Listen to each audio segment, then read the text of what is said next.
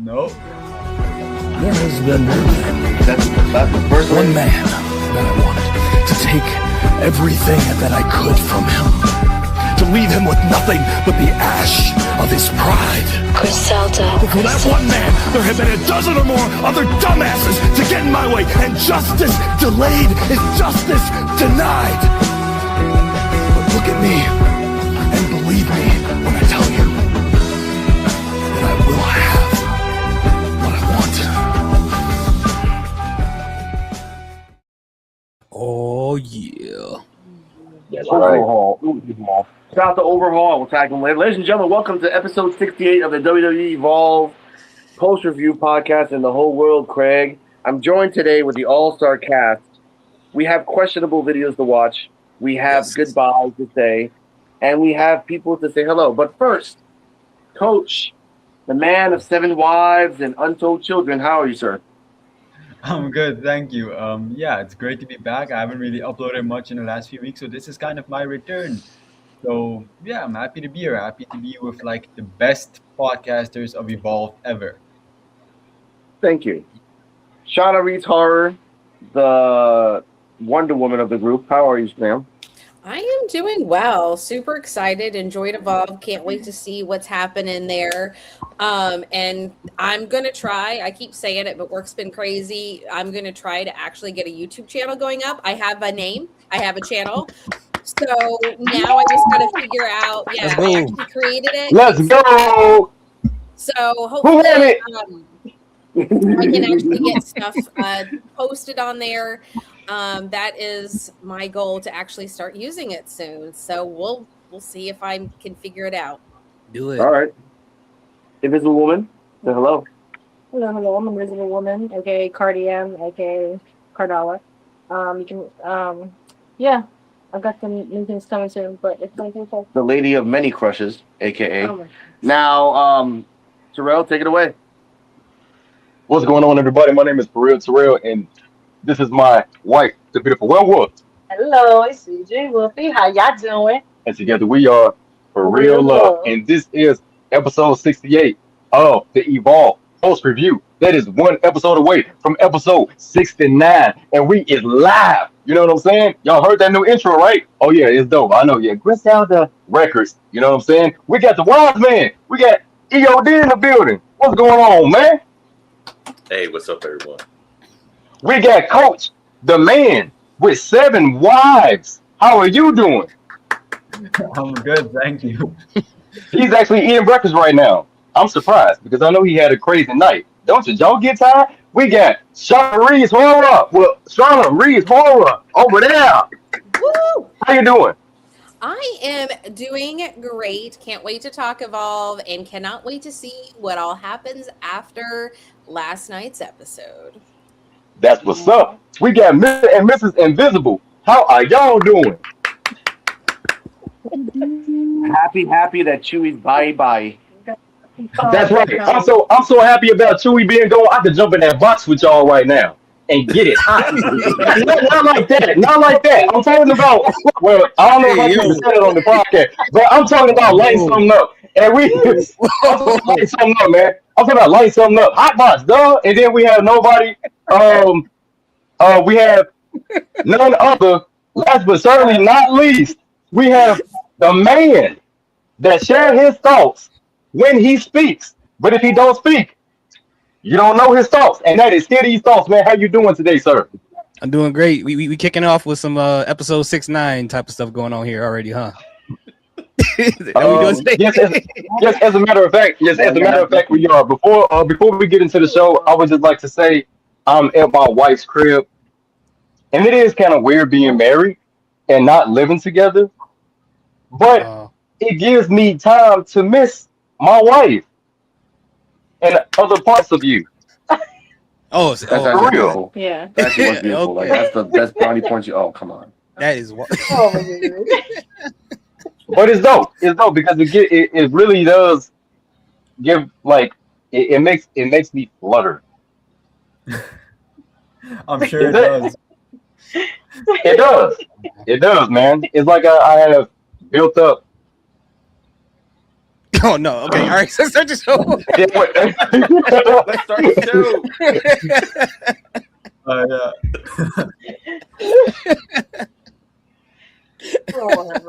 Hey, I ain't mad. I love love, man. It's all I good, love man. love. Hey, I love it's love. all good. You know, hey, I got to give it all to her. You know what I'm saying? I give it all to her. It is what it is. You feel me? Yep. It's like a, you know how like when you put the menthol into the menthol into the Coca-Cola? Yeah. Oh my god. Yeah. Oh Just my like that. god. I don't need a visual. Where Alice go? What happened? This was too intense. They had to leave. Minute, I'll be right back. Oh Lord. Oh, Shauna got sick too. Is something wrong with the mic? Why is everyone leaving? Sometimes when people jump out, then you can't hear other people. So that's why Oh, that's usually what happens with me. Like I can hear some people, but not the others. Yeah. Oh yeah. So. Extreme yard. That is crazy. But I'm happy. You look great together. I love y'all in the same room. Oh yeah. Thank you, man. I liked Thank it. you, man. I liked It's it. dope. But their internet other than they that, said it's out. oh yeah. Huh? But this is episode 68 of the Evolve Post Review, man. I was really expecting, well, it led up to my expectations. It was a really good episode. It was a good episode, and it did meet expectations. It wasn't like over the top crazy stuff, but it did lead up to expectations. The episode was good. As always, Evolve is always good. But other than that, we have the host with the most, Mr. and Mrs. Invisible. They're back. So let's get into the show, shall we, y'all? Thank you, Hood Internet. Ladies and gentlemen, show starts off with Sloane Jacobs introducing and asking for gold for everything. She deserves it. I don't care about anything else. I just want her to be the best party ever. I've called in celebrity people to come in here. So it's for real, Terrell and TJ Wolfie, for real love. What are your thoughts on the intro before we get to the bam, bam, bam, and all that stuff of Sloane just being Sloane? Yeah, she just being over the top. Yeah. Being not being over the top, but being supportive. You know how when people be party planning, Yeah. demanding. Make sure that everything It gotta is be in right. shape. Yo, Big Reg was good. Yeah, party planning. Yeah, it's like a little over the top party plan kind of girl thing, you know. Try to make sure everything's up top shape for the big cat kill. But it was pretty nice segment. That's right. And her name is not Nikita Lyons. When she champion, she Big Cat Kita. Put some respect on her name. Yeah. She did. Yeah, we got the graphics too. Big Cat Keto. Coach, your thoughts on Flo Jacobs, your fifth ex-wife, just planning for Nikita? Where did Sloane Jacobs come into this? She's not one of my wives. But okay, It was Vegas. You visited one time, you never came back. we moved past that.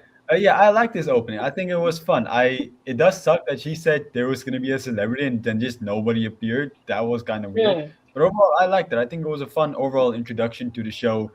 And Sloane Jacobs is surprisingly a really good friend. Like I was expecting her to like them to slowly build something, but she's apparently a really good friend. So it's probably gonna be Nikita that turns on her eventually, which I think is a good version of it. I feel like it's an interesting story to tell. Okay, I guess she's a good friend, but really bad party planner. Hear these thoughts, your thoughts on this promo.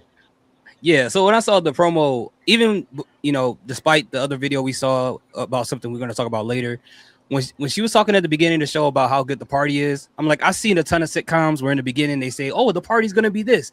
That means the whole party's going to crash and burn. That's literally what it means. And Sloane Jacobs, she is slowly becoming more obsessed with Nikita Lyons, and I'm scared when Nikita does turn on her. I think we might get a Carrie situation going on Evolve because she's going to lose her mind.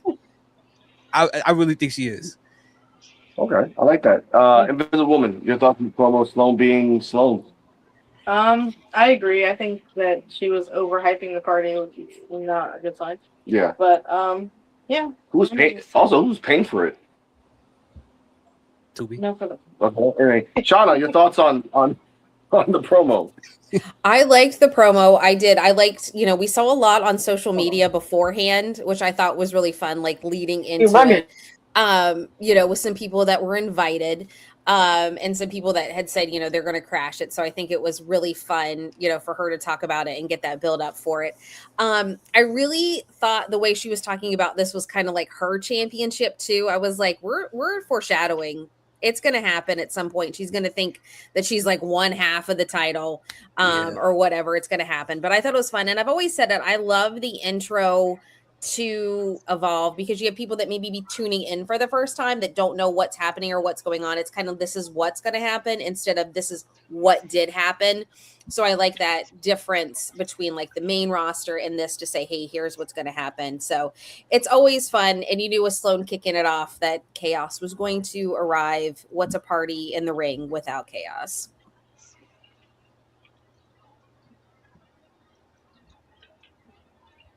Oh, I guess I'll just go. I'll just go then. Yeah, you go. All right. Yeah.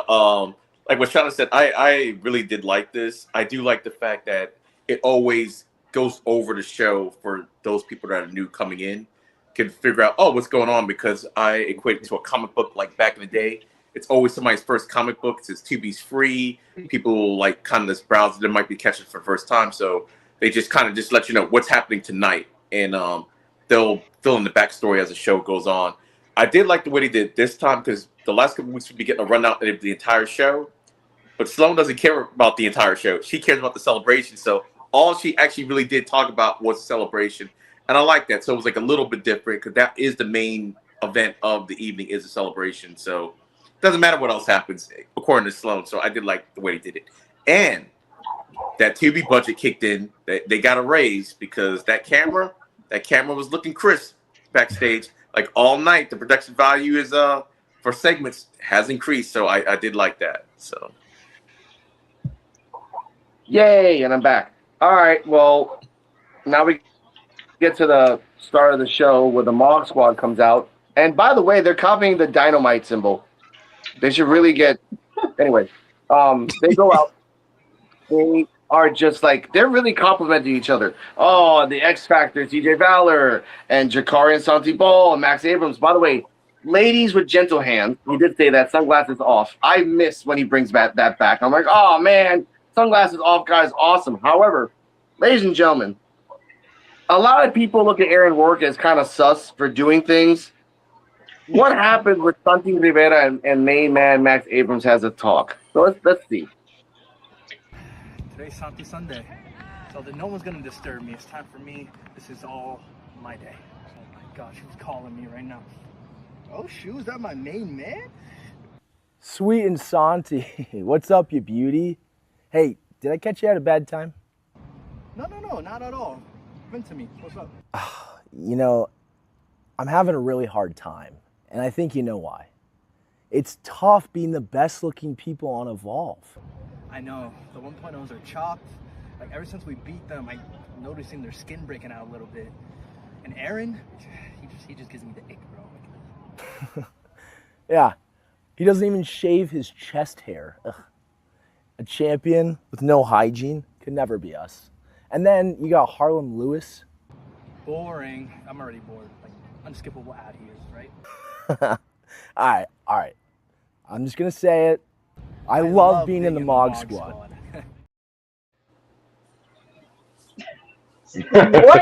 in the world? that was my first time seeing that. These two. Now, before we get to Thatcher popping out and ruining the party of the Mog Squad, Coach, you're a Mog Squad apologist by Cardi's words. What are your thoughts on this?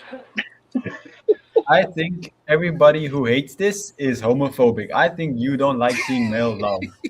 So happened.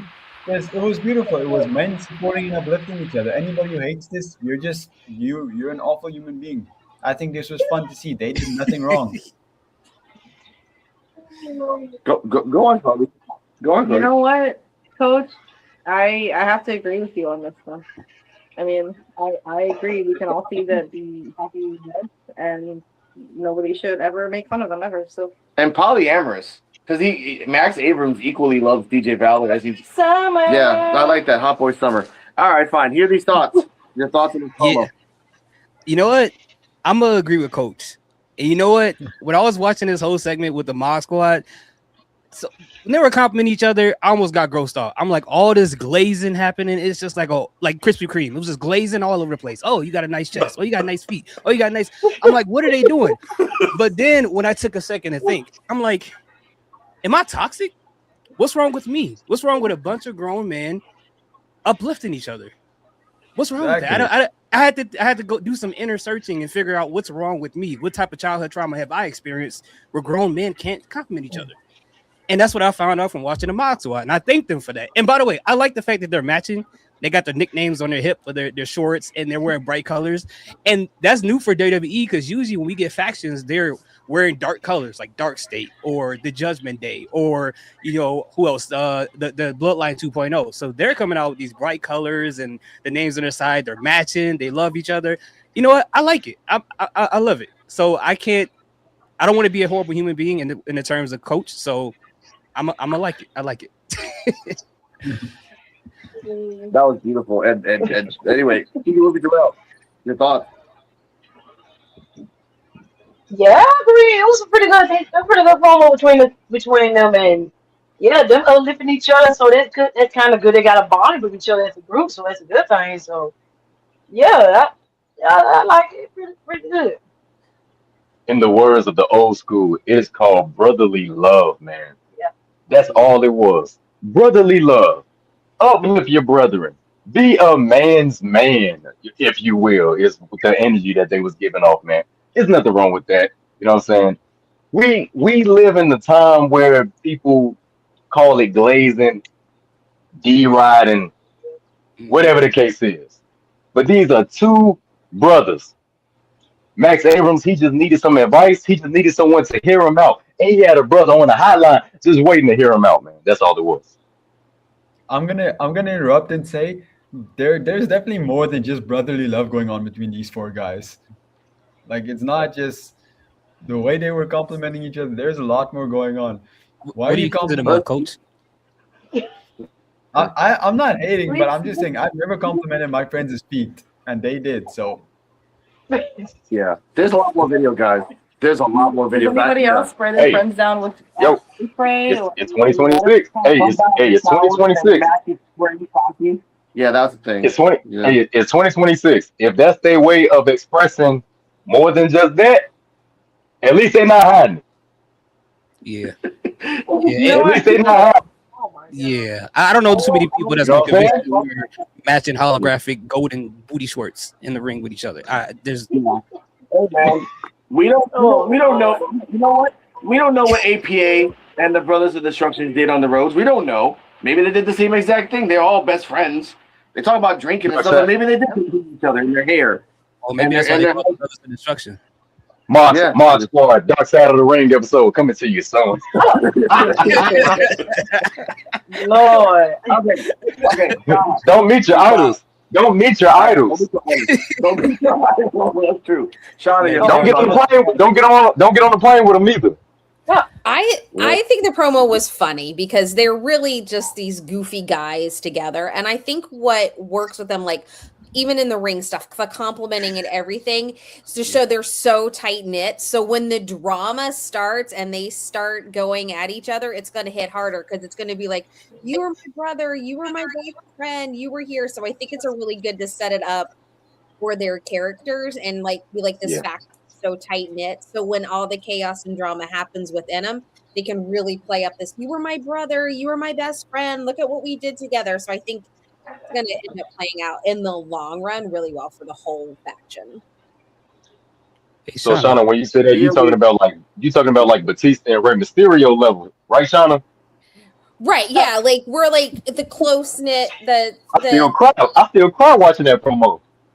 You know, like here we are, like look how close we are, and then when something happens, like if Max gets the title or someone else gets one over, and you have that in between them, and then they start to fall apart, it's going to be like this. How could you do this to me? How could this? Yeah. That's what I see supposed to be my friend. Yeah, they could be undisputed era in NXT once they get up there. Like they could just have all the gold and just have fun. And all they need is a number 5. A number 5, a woman right by their sides, and they're just unstoppable. But EOD, your thoughts on the promo and the other promo that you saw that you never saw before. Sorry about that. Oh no, no, it's good. I'll talk about the Evolve thing first. I thought it was a cool promo, and like I was saying, how the intro is for like new people. This did a good job of introducing everyone to the Mog Squad. If this was your very first episode watching Evolve, they went down everybody in their personalities, what their role in the faction is. Now we know, well, officially Santi and Ball are the tag team of the group, even though obviously you can tag with anyone, but they are fashioned to be a tag team.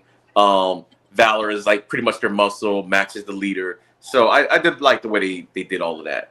Now that promo at the beginning of the show, like I thought it was funny. I thought it was funny because I was like, where's this thing going?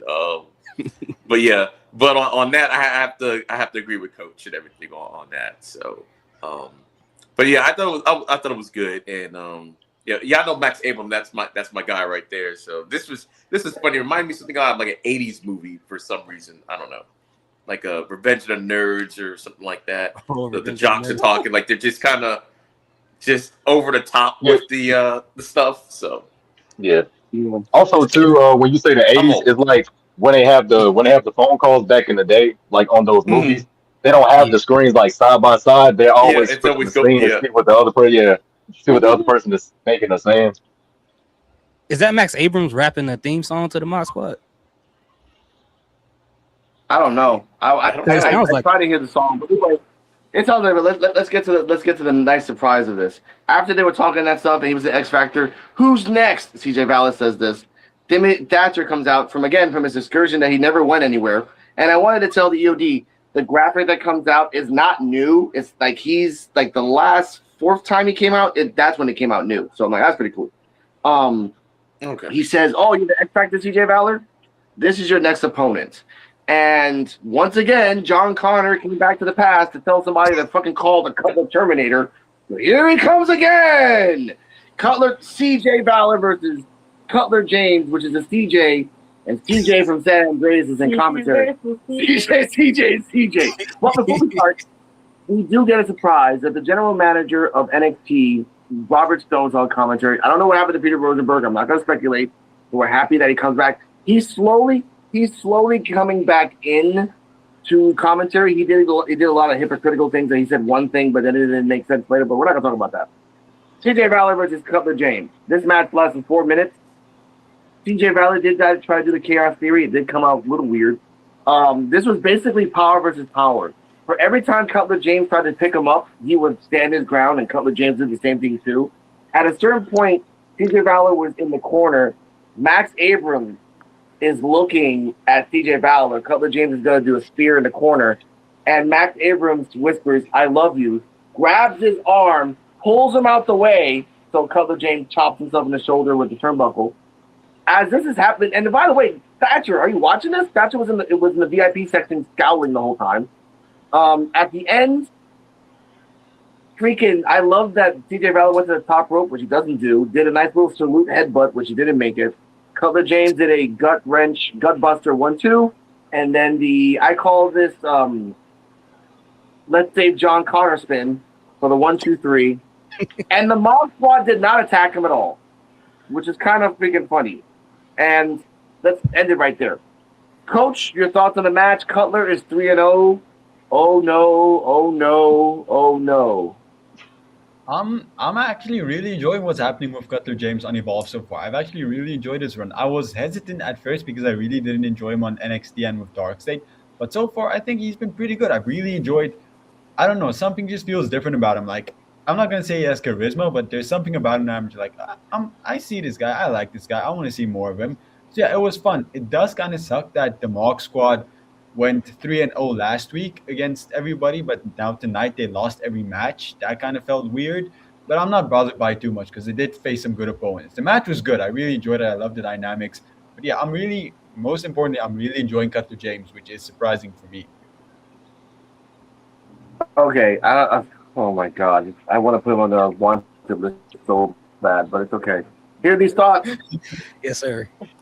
Cutler James is just okay with me. And I'm just wondering like why they haven't won so much. It looks like that obviously they think a lot about this guy at this point in time. So it's just kind of interesting to see what trajectory they're going to go with his whole situation. And I think the Mod Squad didn't try to jump him after it was over because Thatcher was right there.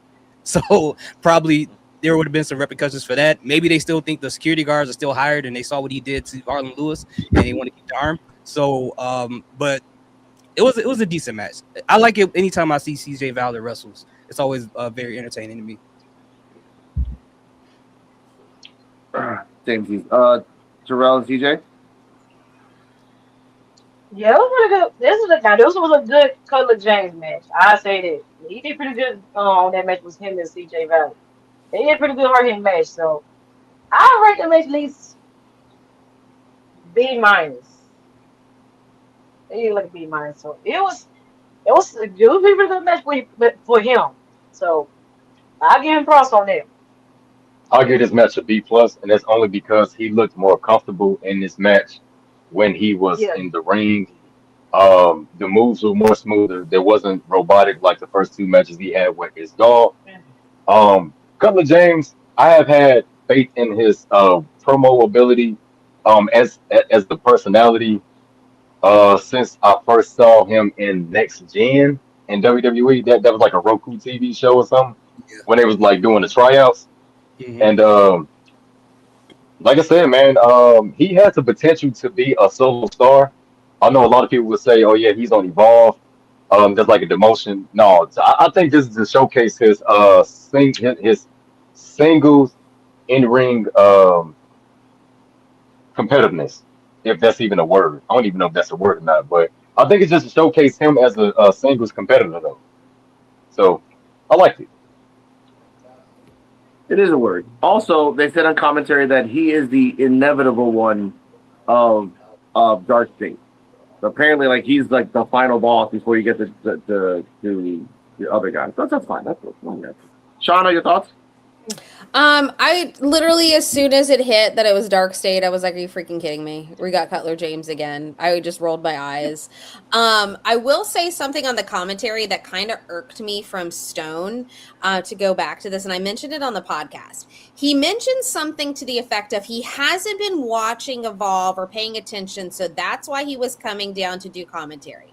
You have Evolve talent on your show. Why are you not paying attention? How do you not know what's going on? If you're supposed to be kind of over them on an umbrella, I was like, come on, dude. So that just kind of irked me in a weird way because I'm like, so you have these people on your show. You don't know who they are. You don't know what they're about, what's going on. So I don't know if he was meaning just the Mog Squad because some of them have not appeared on NXT, but that just bothered me. So I'm just going to get that ran out. I did like the match. I love CJ. I think he's great. He's just one of my favorite. He's probably my favorite member of the Mog Squad. So I like the match. I just was like, why Cutler James again? Are we trying to give him a character? What are we doing? Could it have been someone else? I'm just over Cutler James at this point. And why is he getting a win streak and not some of the other Evolve talent getting the win streak? That's what I have to say about that. That's true. Now, before EOD, commentary did say that the Mog Squad, because Robert, like,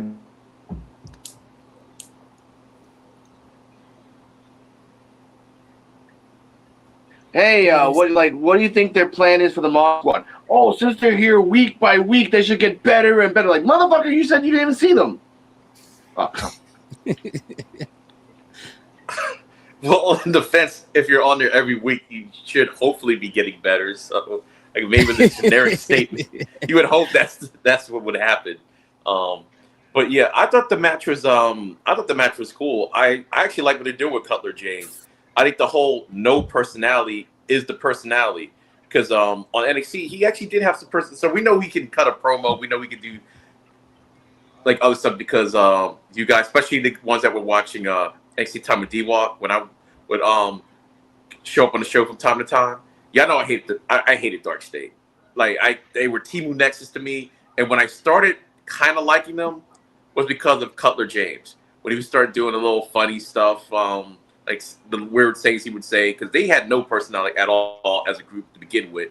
And I'm like, okay, this is kind of funny. I like that they did that for like a couple weeks, and that kind of got me to turn my opinion on Dark State. Now I actually do like Dark State, but it took a long while for me to like them. But I do like this no business Cutler James that we got going on, and I remember on the Evolve effect. I think Shannon was saying like a heel versus heel thing, and I was wondering if they even had this match to kind of turn maybe Cutler James more into a tweener. Maybe he's just there for business and everything. Okay, it's not that he hates you or he likes you. It's a wrestling match. I want to wrestle you, and I want to do my thing. And I thought it was really good. And CJ, he's really good. The only thing with him, it's not even a bad thing. I would just say that because they all have distinct looks, but every time I see CJ, he's always got a different outfit on, which is cool. Or it just, I think it's because he has the long hair. So sometimes it's not out, so he looks completely different to me sometimes. And I think that's kind of cool and everything. So, like, if I were to take all my hair out, like right now, it's like I would look completely different. So, well, except for my giant ass beard. But anyway, yeah, the match to me was good. I guess I would give it a grade. I'll give it a B plus. Like, because I really did like it, and Cutler's non-flashy moves is. I like it. He's doing a lot more singly than he ever did on NXT. So we're seeing this real like his whole moveset now. So now, sorry for my internet, guys. Cardi actually has a weird theory. Bring it up. Okay, so shout out to Shauna for this. When we were talking about Cutler James, it just kind of clicked for me with Rizzo coming on this episode as well. Isn't the timing kind of weird that Cutler James is coming in and getting all these wins right around when Rizzo shows up on Evolve? And they're together. And they're dating. Well, don't you put that out there as a room? Rizzo. Oh. Yeah. Rizzo was in the game for like a year. They moved in together and everything. Like all wrestlers do in NXT. They moved in together. I don't know if Rizzo got that kind of pull over people. But yeah, like you got that kind of pull. It seemed like it. I mean, yeah, he don't have that type of pull, but we'll talk about that a little later. Let's get to the second part. Now, you don't know. Rizzo might have pull. I might. She's still there. We have pull to bring Rizzo down. Jada Parker, be careful. The women in WWE have pull. All of them that got boyfriends, they all got pull. Oh, of course. Except for Hale. Yeah. She goes to weird other places, and then either way, I'm not gonna crap on Tia. I have a theory about this. Next up, after they lost the match, they were leaving. Thatcher's like, "Hey, where you guys are going? Santi and Jakari, or Sweet and Santi, as Mike Max calls you. You have a match next to the tag team. Think you guys are the best tag team in the division? Well, here you go. Romeo versus Noam Dar. I'm gonna speed this up too. This match was based on. I loved this little, like, every time they tag, they hop in and out, hop. They were really good together. At a certain point in the match, Yukari does a German suplex. And as he does the German suplex, he overstocks it, like overshoots it. And then 1-2, and then the foot got on the rope, and the referee and Thatcher saw that. The Mog Squad thought they won. Like, oh, we won. And they're like, the commentators are confused. Thatcher's confused. The referee's confused. Like, no, dude, you didn't win. Like, oh, we lost. We won. No. Romeo jumps over the ref, boom, jumps back in. After that, Mr. Noam Dar and Romeo do the, I gotta call it a pancake flip. Pancake suplex. It was actually very nice for the 1, 2, 3. And Romeo and Dar are 2-0 in tag teams. And to add this together, Thatcher tells Max Abrams, "You're gonna have a match too, but I would be nice. That's next week against the person that you fought and you attacked, and that was on TNA." And for a second, I thought it was Ricky Sosa. I was like, "But he's never been on Evolve." So I'm like, "Oh damn, it would have been awesome." But you have Chad Starboy Hall next week. So, Coach, your thoughts on the tag team of Romeo and Dar beating the Mog Squad, and Chaz versus Max Abrams Part 2 next week.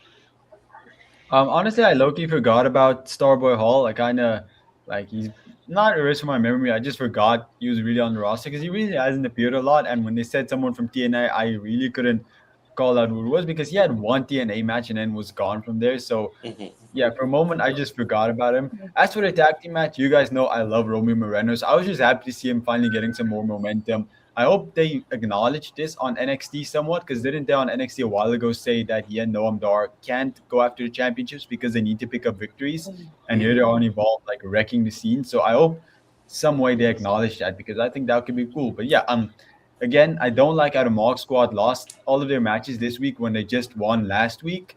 But it's fine. Everybody who won were credible competitors, so it's not like a massive downside for me. Okay, that's fine. Hear these thoughts?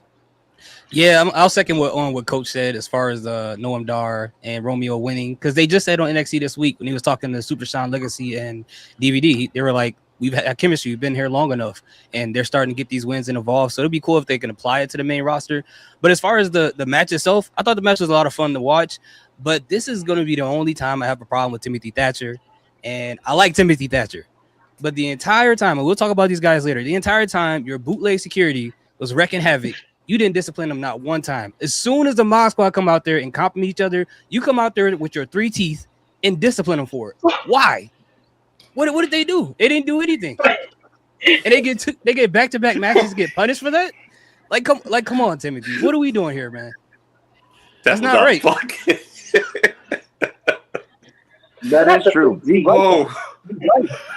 He has 3 teeth anyway. That's his choice. I think they give him free dental. I don't know, man. Timothy Thatcher, if you watch it, I'm sorry. I don't want to wrestle. Yeah, you need to say that. But it's Gall talk that shit. He got his ass wrecked, and every time he talks shit about Thatcher. That is true. That is true. You need to your thoughts. Oh Lord. Oh Lord. That was AI. That was not AI. Don't lie. Terrell, CJ, what were your thoughts on the tag match and Chaz versus Mac next week?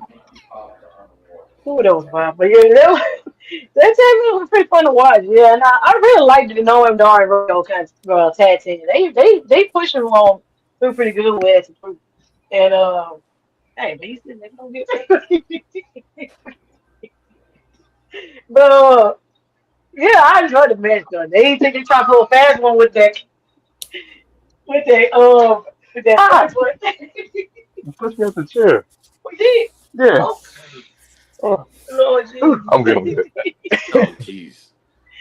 Lord, man. Oh my God. But yeah, I like they think they pull a fast one when they count when they thought they had him with the vote, but you know.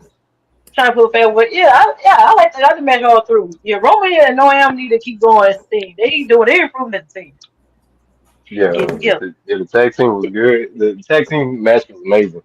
Oh, Noam Dar, that's my dude. I love Noam Dar. Always been a big fan of his. I love seeing the work that him and Romeo has. I can imagine B, bro. But I like the match. Hey, I like the match. I'm ready. Okay.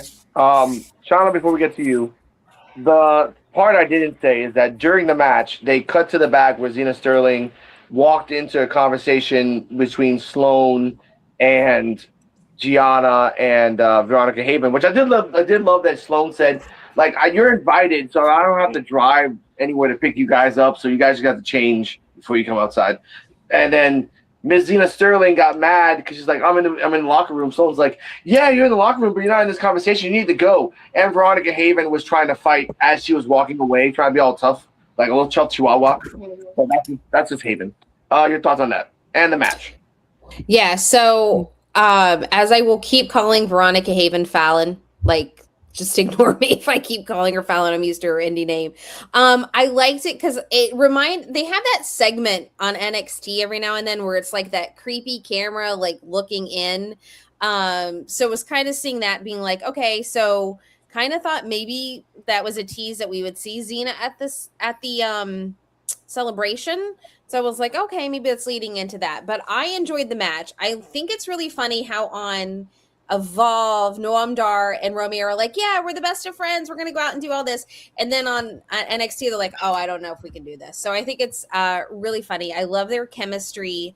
together. I love the match, like where everybody was confused. I thought was great.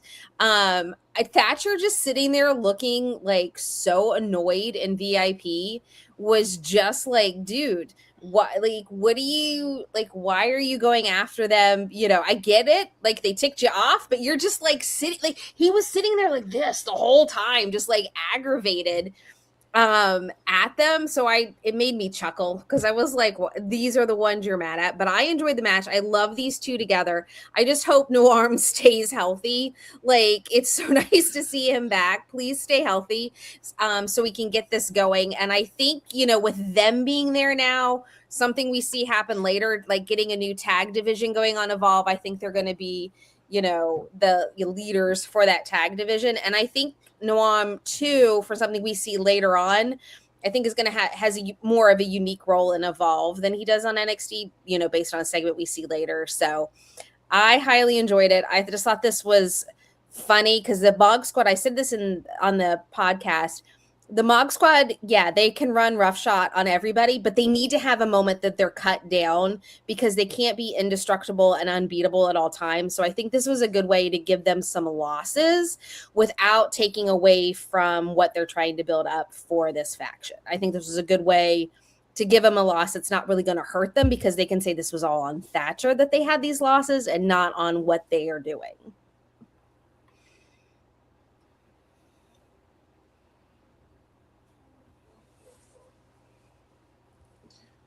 All right, I guess I'll go. Yeah, I was about to say Alex disappeared again. Okay. I actually really like this match. Can you hear me now? Yeah, we can hear you now. Oh, we heard you now. I think he's muted again. Okay, well, okay, I'll just keep going. You can go, Yodi. Okay. He's wreaking havoc on this. I thought the match was really good. I did like Thatcher put a match together, but like what Here He Starts was saying earlier, and I think Coach alluded to it. Why was he so mad at the Mog Squad? It's like, I get being a little mad just because they're healed, but you saw what the security did like at Succession, and you're taking like, it's like you took out all his frustration because he fired them, so I guess maybe he can't do anything else to them, technically. So it's like, all right, I don't like the Mog Squad, and I don't like security, so I'm gonna take all my frustration on the security guys out on you guys, because this was a little overboard when he was going through. They didn't really do anything too crazy in that match for this level of get back. So but it was a good match. It was a good showing with Santi and Ball. So I'm glad he did also establish like, okay, this is the tag team of the group. And Thatcher was like, okay, basically, y'all a new tag team. Y'all want to, I think you're like unbeatable. So I'm like, I agree with Shauna on that. I think we might finally get those Evolve tag team belts. We have a lot of tag teams right now in Evolve. And the fact that Noam Dar was there, I do like the pairing. I think Here He Starts said about what they said on NXT. What I thought was weird is that how Stone said they got to rack up some wins. That's why they weren't in the Fatal 4-Way. But Legacy and Dorian Van Dukes was in the tournament, and they basically just formed themselves. So I thought that was weird. I'm like, if you add Evolve to it, what, they got probably like 2 more wins than they do? Probably like 3 to 4 more matches than they have. So, I mean, that's neither here nor there. But I kept thinking that was weird. Even when they did it, they're like, oh, yeah, you got to rack up some more matches. I'm like, but you just formed this But then they tried team. to lie. Remember, they were like, "Oh, they've been together for a long time, so they got all this chemistry." And I'm like, "Since when?"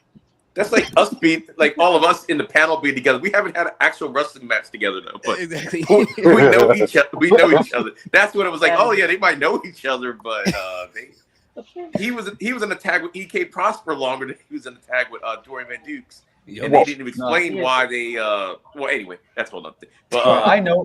I'm gonna interrupt real quick. I know go if we all ever got into a match, Hughie's thoughts would carry us through it. I know you would take all the burden for us. Why? He's gonna be the Max Abrams of the group. He's such a nice guy. You'd carry us all. You wouldn't even try to say. You just stay in the ring the whole time. You'll be like, "Don't worry, I can handle this." It just get beat up. That's what Max did. Took it for the team. Like, and we also have to remember with Max and Starboy, Max just took the ID championship off of Starboy at the Nightmare Factory a couple weeks ago. Oh yeah. Yeah, so this will be like the 3rd match. Yeah. Yeah. I hope they It's not looking good for Starboy. It's not looking good for him because Max has had his number. Yeah, my squad just get Thatcher some gold shorts, man. That's all he wants. That's what's going on. He just wants some gold shorts. But yeah, it was just crazy the level that he was going after the Mock Squad. That's what I'm saying. He was jealous. He was like, "Where's my shorts at? I didn't get one." Yeah, but he even sat in the I thought VIP match was session. really good. It was You know what really it good. was? Like Noam Dar and them, or they're a good tag team together. I do like them. They just flow so well, and I'm just glad that Noam Dar is back also. And like Shauna said, I do think he has another role with Evolve that's more than just wrestling, like a legit like other role, because they don't have people. Let's see, of his vintage on Evolve. We'll just say that and everything. Everyone's pretty much fresh and everything, not seasoned like Noam Dar is. So I think he's there to kind of help some of these people along also, kind of like an Andre Chase like situation. So yeah, I like that tag team a lot too. Romeo and Noam Dar, they're great together. They really are. All right. Hopefully I'm back again and you guys can hear me. We hear you. All right. Now, back in the universe of Evolve, in the backstage of NXT, but Evolve, Harlan Lewis and Aaron Work walk up to each other face to face. They say, "Look, I know your past," and Harlan says this first, like, "I know your past and everything else, and I respect you." And Aaron Work says, "Look, I don't want to hear your backstory." I love that EOD brought that up too. Like, I don't want to hear your backstory. We've already heard this 1,000 times. You grew up you grew up poor. No one gave you any opportunity. This is basically, I was telling Cardala, two sides of the same coin. They're both the same person, but just grew up in two different realities. I was telling you that. You told me that. Saying like, sorry, I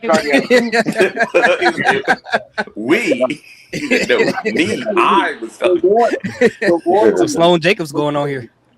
Yeah, the Royal was saying that, and they were saying that, "Oh, I have a rage, and I'm gonna release all my anger on you, Aaron." And Aaron says, "You think I have glamour, but I have grit.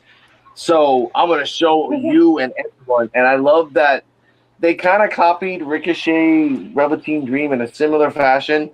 Oh, show the world, Aaron, and then it just walked away. I'm like, okay, that's pretty cool, and. It's just so weird seeing Aaron work. Like it's true. The curse of Harlan is really strong. He'll never win the belt. We've said this. We control the fate of Evolve anyway. So, Coach, your thoughts on Harlan Lewis and Aaron Work next week?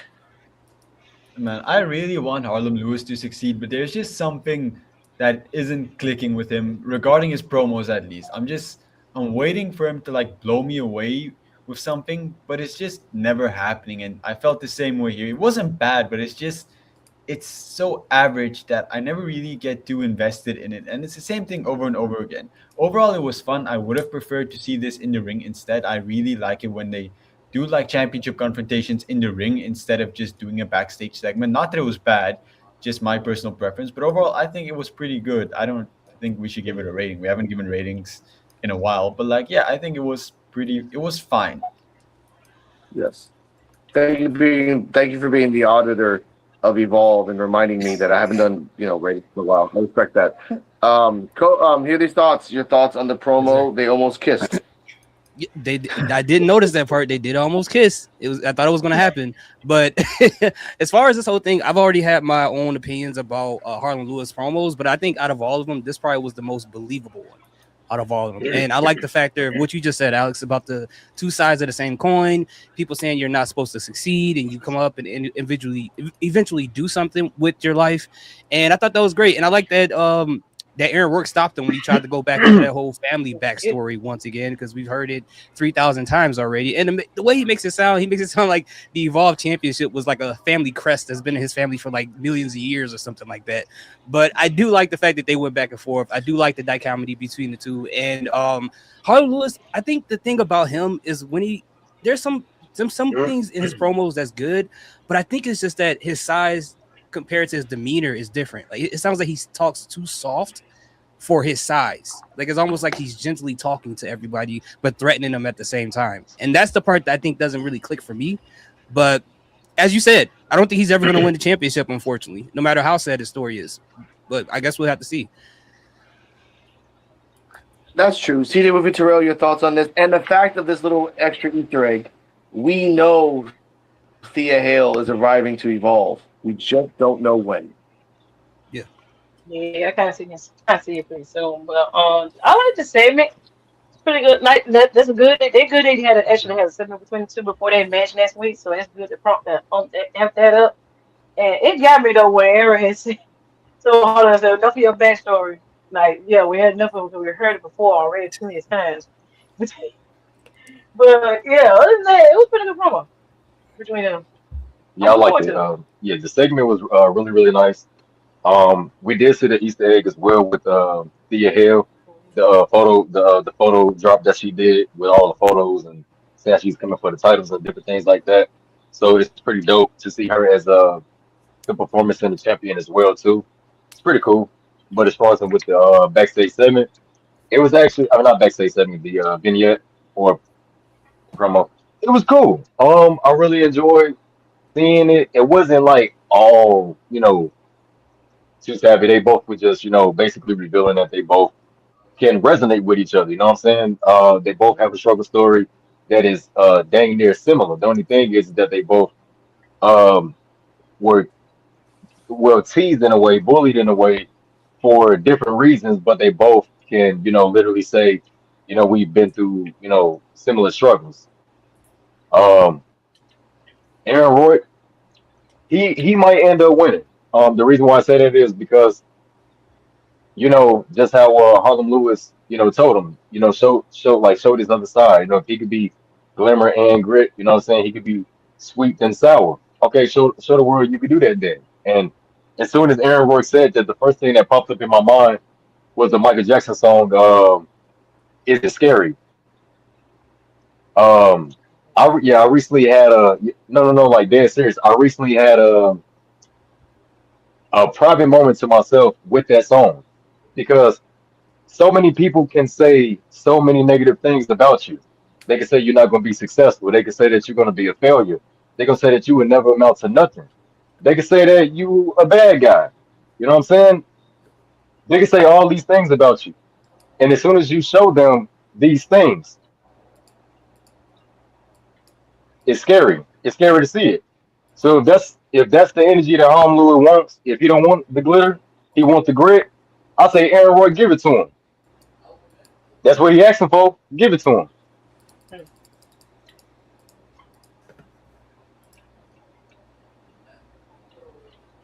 Oh no, we lost Oh, we Alex. lost. I guess Shauna, you're up. Yeah, so I had said earlier on the podcast that this segment between them for the match really felt like a gentleman's agreement. Like had that agreement between them where Aaron's like, "Hey, you came in, you stood by me. I think I'm going to give you this title opportunity." And they had those words, and they weren't bashing each other really. They were just having a conversation, talking about themselves, what the championship means to them, everything. And then, they did the fist bump at the end. So I liked it because it was just a very much that gentleman's agreement. Like, yes, we're going to do this.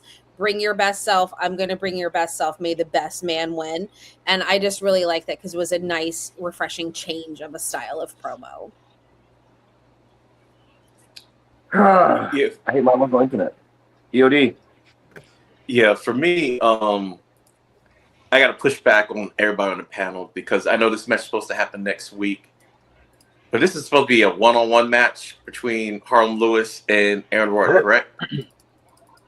Because every time this man was supposed to get a one-on-one match for a championship, it didn't happen though. So I'm afraid that something's even going to happen next week that we might not get this match. Hopefully we do, but that man was, like I said, he was number one contender for months, and he got leapfrog a bunch of times as the number one contender. So hopefully we get this match next week. Now, I did like the vignette, or not the vignette. It kind of felt like it because Tubi has upped their budget for Evolve, so the camera was very nice. And I think that was the reason why we didn't get the in-ring thing, because I think they were just showing out. Just like, hey, look at our camera quality. Look what we can do now. So nice.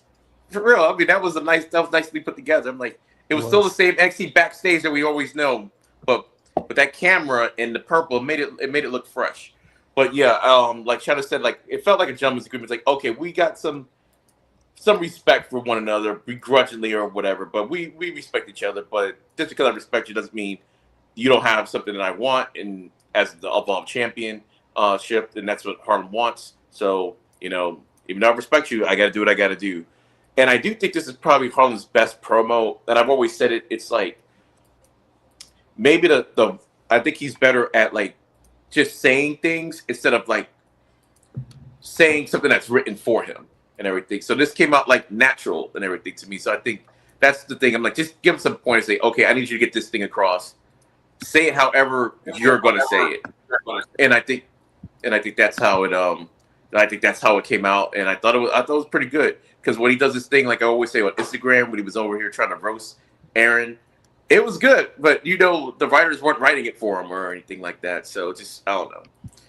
I kind of like that. Aaron is always good, and in any event, I think Aaron's probably going to end up winning this match. Because I just can't see any other reason why he wouldn't win it.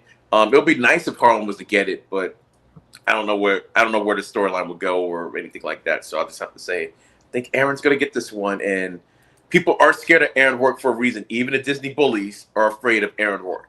So when you talk about the glamour and grit, we know. We've seen you go. We've seen you like take out like 4 people before. We've seen it. So yeah. But I am looking forward to the match though. Like a completely one-on-one match will be pretty good if it happens. So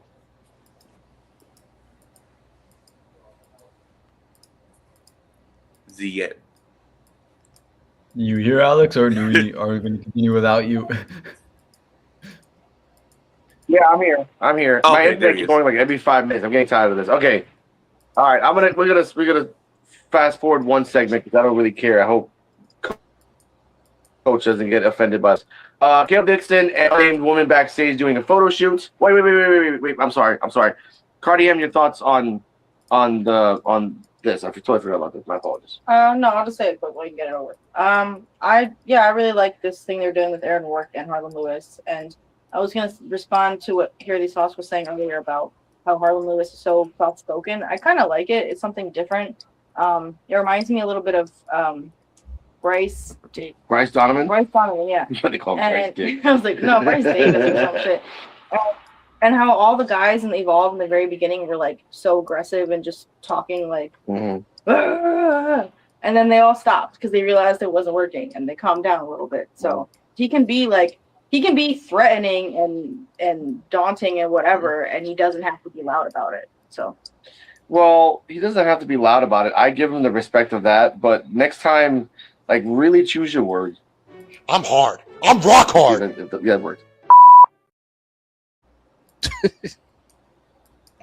Okay, so let's just go off that. Okay, now, Caleb Dixon in the photo shoot with an unnamed girl. Oh, you're gonna raise the ratings of Tubi, baby. And then he did a little. Anyway, this.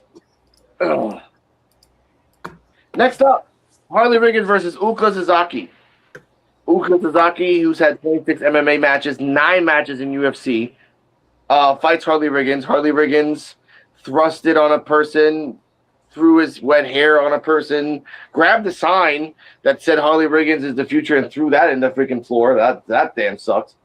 Uka Sasaki, holy shit, where have you been, sir?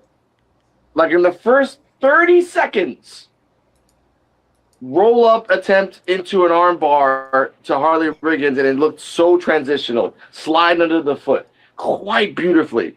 But Harley Riggins being Harley Riggins, did one freaking move, did a power move, did the pop-up knee for the 1, 2, 3. Uka Sasaki, who's had 9 legitimate fights in UFC, lost to the thumper humper Harley Riggins.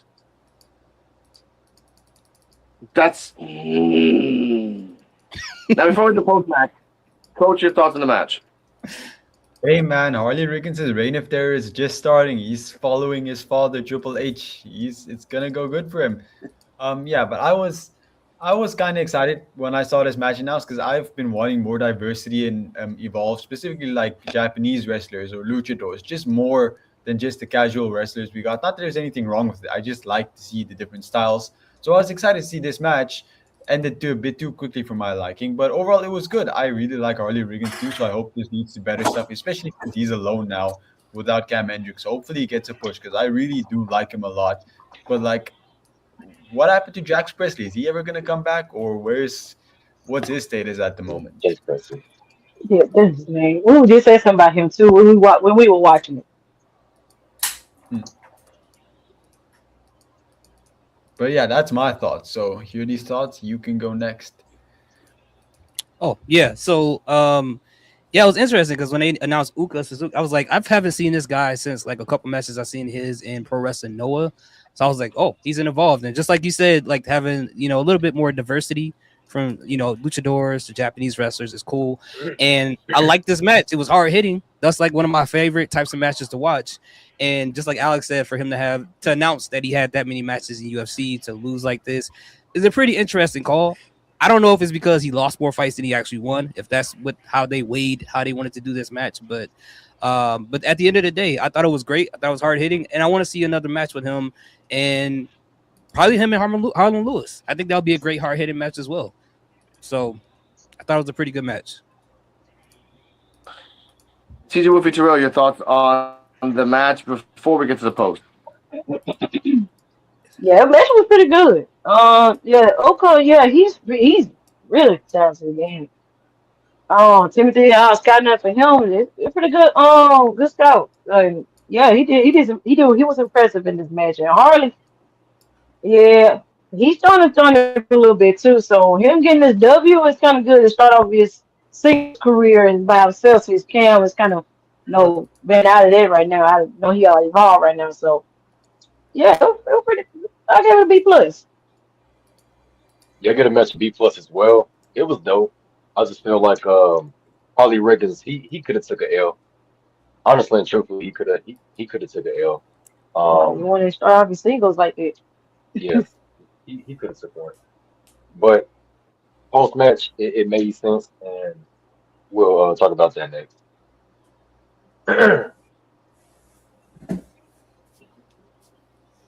Shauna, your thoughts?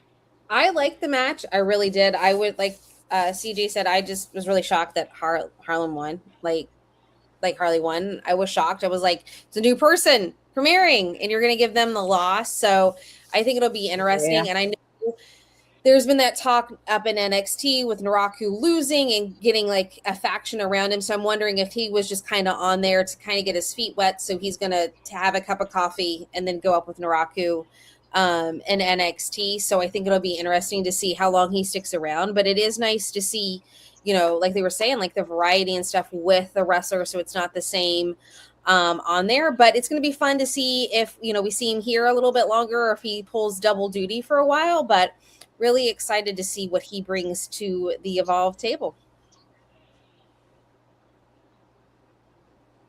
EOD. All right.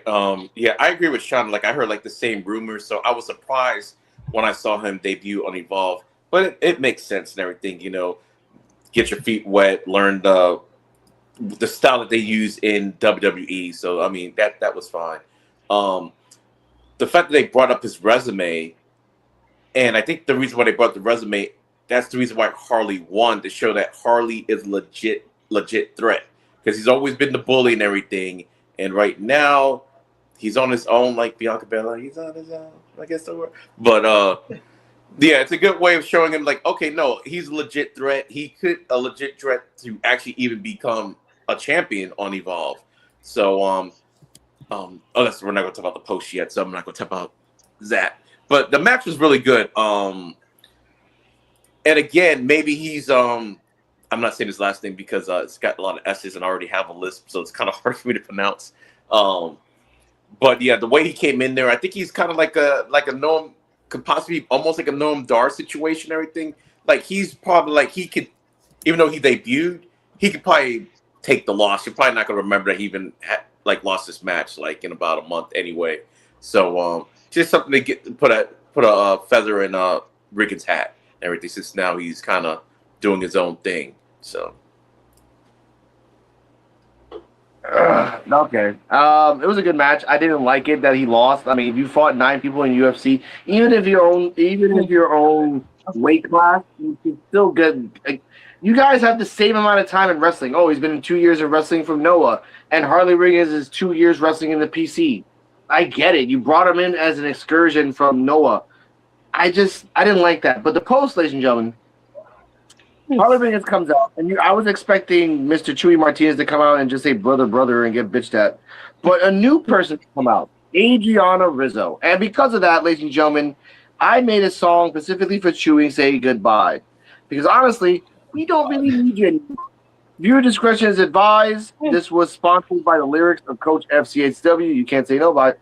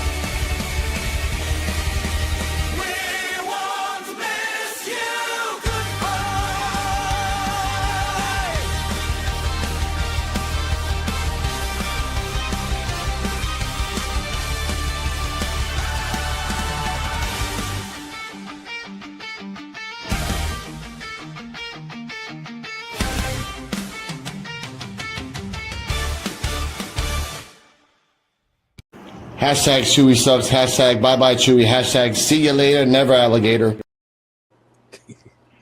Oh my god. Now, after that, Adriana Rizzo says, "Hey, where's Cam Hendricks? I don't see him. Where's he at?" Harley Riggins exclaims that he's on him. I'll have his back, he'll have mine, but I'm by myself from now on. And what was the line that he said that was very sexual in the window? I can either park or pump. I wasn't sure. I can park my big rig wherever I want.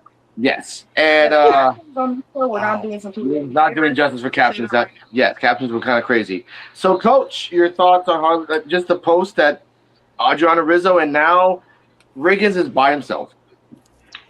I don't know. This felt more like episode 69. I think, other than 68, with the amount of stuff that was happening tonight and the innuendos and stuff that are being said. Yes. Okay. So this is how this episode is. I'm scared of how next week's episode is going to be, especially with Terrell. But I think it was good. I enjoyed Ariana Rizzo being an interviewer. I do hope she returns as a wrestler because I thought she was pretty good. I hope this isn't permanent for her, but at least it's screen time. I guess you can't complain when you're at least on television. At least you're not fired or anything. So happy with that. As for Harley Riggins, again, really like him. I see a lot in him. So let's see where it goes.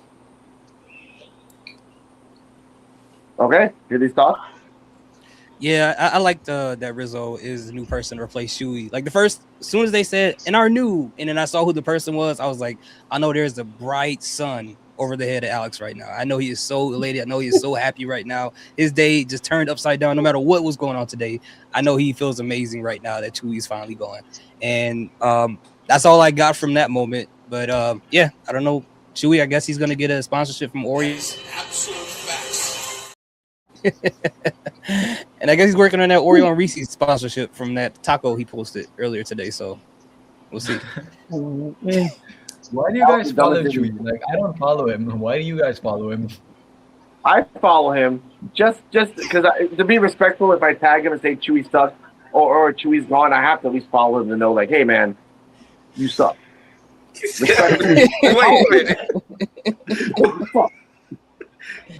It's like I get it, but the logic is like, yeah, in case I say some shit about you, I want to attack you with it. I want you to know that I'm not hiding behind it. I'm trying to told you saying that you suck, bro. But CJ with Terrell, your thoughts on Adriana Rizzo?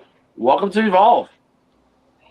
Oh yeah, happy to see her and happy to do for her see her going back on TV again. Then being an interviewer now, which is kind of concerned about Chewy if you got you be replaced by Rizzo or you gonna come back now with you or I don't know, but happy to see Rizzo back on TV. No, Chewy is not coming back. And that man say you want a day off. It's set in That man stone. say you want a day off, so you say, babe, Rizzo, you want to do something? It's set in stone, and I hope it is set in stone. I hope to the God that he is not coming back. Oh my You know what God. I'm saying? They said no. He said, Chewy probably say he involved these. I actually, I hope Chewie returns just to see Alex's reaction. For no other reason.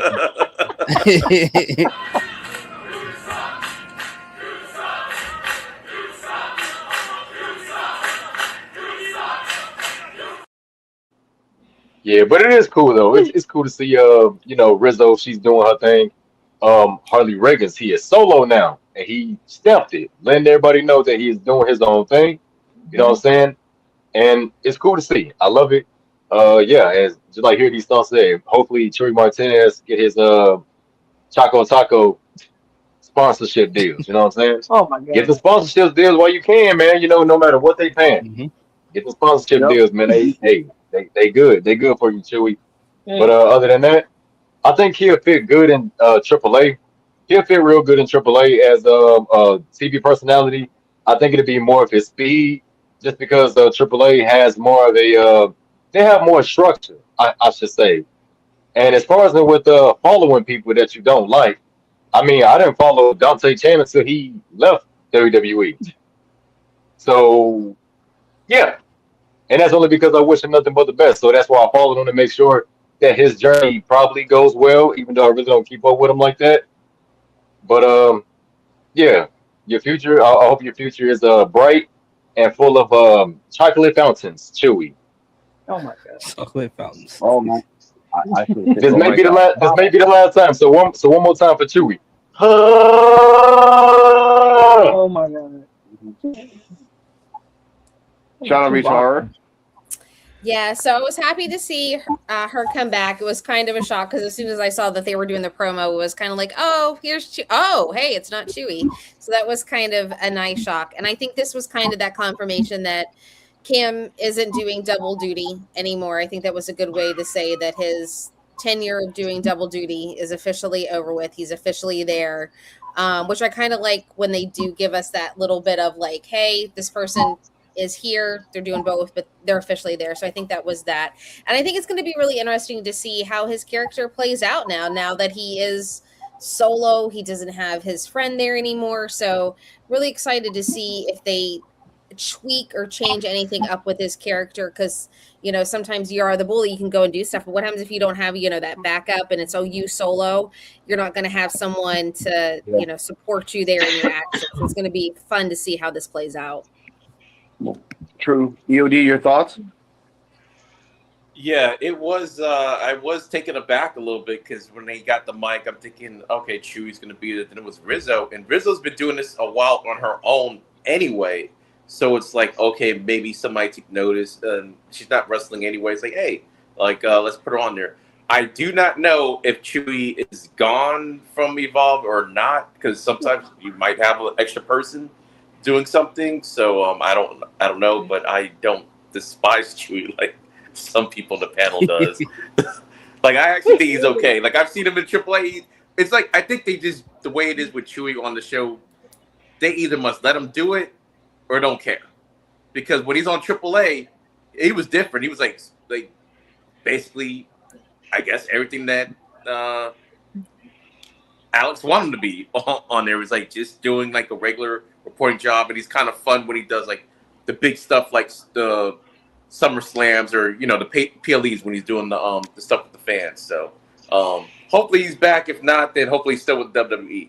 But I do like the fact that Riggins acknowledged Cam And always say, no, he said, I still got his back just like he has mine, but right now I'm going to be on my own. And what this episode established to me, besides the increase in budget, that this was the first episode of the tapings, not last week like we thought after Succession, because they're cleaning up a lot of continuity errors with this show.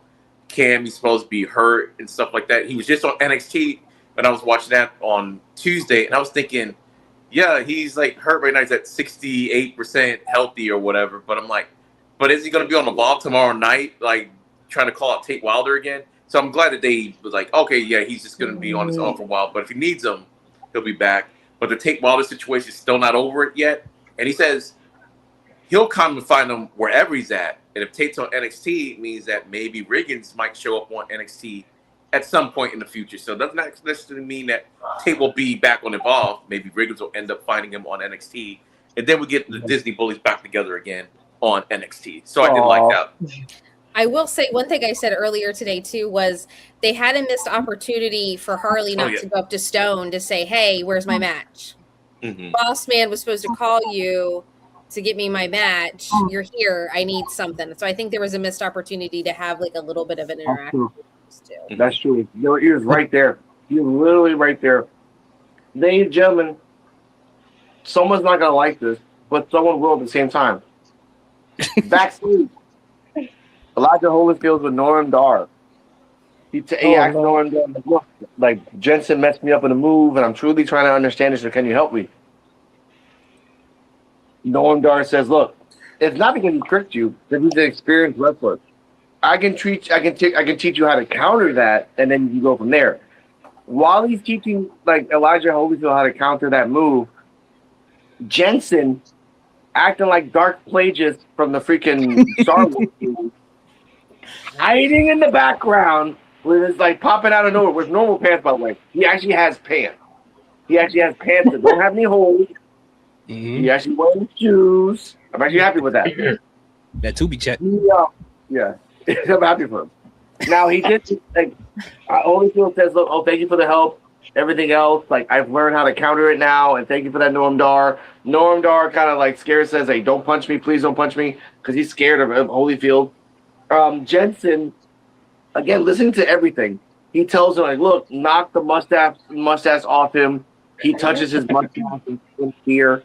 And the last thing he said, shout to EOD. Noam Dar's like, Elijah Holyfield was like, oh, I promise you that. Noam Dar says, man, he just sucks. So, coach, acknowledgement from wrestlers themselves saying that Jensen sucks. I made a vow to not watch any Brooks Jensen content anymore last week. I said I will refuse to watch Brooks Jensen content until he's entertaining. So you guys can skip me. I went to get a drink during this segment. I did not watch it. So wow. I have no comment. Dang. That's fine. Oh, That's man. fine. But again, He pulled an Adam Pearce. Man. He has to get a drink. Yeah. I get that. All right. Here are these thoughts. Your thoughts on the Darth Jensenist in the background hiding. Okay. So first and foremost, shout out to Noam Dar for saying Brooks Jensen sucks. He said exactly what's been on my mind for a long time. So I love when someone who professions in professional wrestling agrees with what I'm saying. Makes me feel a lot more validated than I thought I was. Appreciate that, Noam Dar. You're the greatest of all time today. But as far as that whole situation, I thought it was so when Brooks Jensen first came out and Elijah Holyfield was on the ropes with this whole pelvis in front of Noam Dar's face. And Noam Dar is looking up like this, and Brooks Jensen walks in. I'm like, I can only imagine how that looks from Brooks Jensen's point of view. I'm like, what is going on with today's episode of Evolve? Why is it so freaky? Like, what is happening? And then Brooks Jensen, being the weirdo that he is, he pops out, he looks, then disappears. And he pops back out, looks, and disappears. And he pops out again, looks directly at the camera, then disappears. I'm like, you don't have to stick your whole body out to hear what they have to say about what you're trying to do. So it was, it was just something, you know, that I love about Evolve. It's some things that are so cartoonish. It's like, it's really crazy. But it's going to be interesting to see what Brooks Jensen has under his sleeve to try to go against what Noam Dar just taught Holyfield this entire time, and what new moves Holyfield is going to have outside of just doing boxing moves because of his dad that he's going to bring into that match with Brooks Jensen. So I'm really interested to see how it changes what both of them do in the ring, and I think they can make it really interesting, regardless of Brooks Jensen being involved. Okay, of course. Now, before we get to CJ Wolf and Terrell, Cardi M said her thoughts that Noam Dar was funny, and it was a good segment. I want to add on to that. It was a good segment and everything else. Jensen being all sneaky was pretty funny. The fact that, again, if other wrestlers acknowledge that Jensen just sucks, that could be his gimmick. Like, oh, he's a great wrestler. He just sucks. Like, no one wants to be around him. He smells. He has this weird, like, lucky underwear that he never washes, and we all know this, and we all just don't want to be around him. That could be that, too.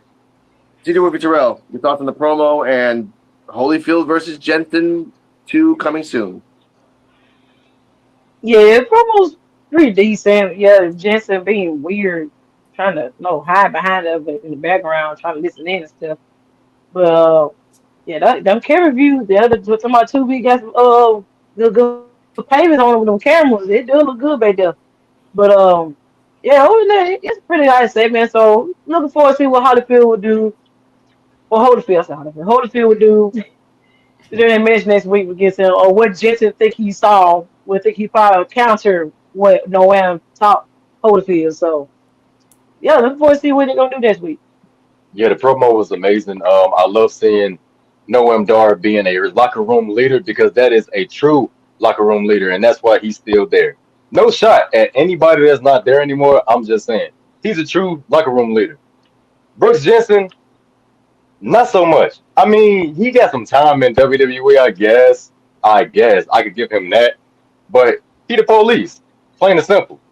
Don't do anything around him because he will snitch. He's a very good eavesdropper.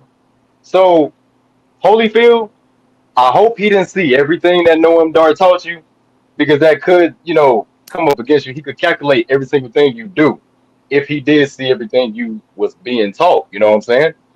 But as far as with the 2B budget, I will say this, just like CJ Wolfie just said, just how everybody said, Okay. it's like the same way I feel when I look at CJ Wolfie. It does look good back there. It does. Wow. It's looking real good back there. That is You know what I'm saying? That's the Coach at PFW's word of the day. Okay. Oh my god. Okay. Shana, your thoughts on this? Yeah, so I really like this because I think it really also gives Elijah a little bit more of a character because we're like, we don't know what he's going to do, what his character is really going to be, but it's someone that's like, hey, I'm here to absorb, I'm here to take in.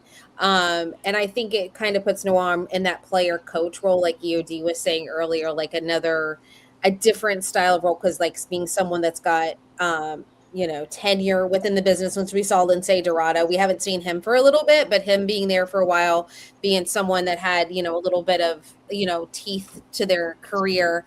So I think it'll be really interesting. And I think it shows like a little bit more with Elijah. So I think it's going to be fun if they have that other match to see what all he's countered, to see Brooks can, try to pull anything else off. And Elijah being able to pick up on his tricks. So I really liked it. All around. EOD?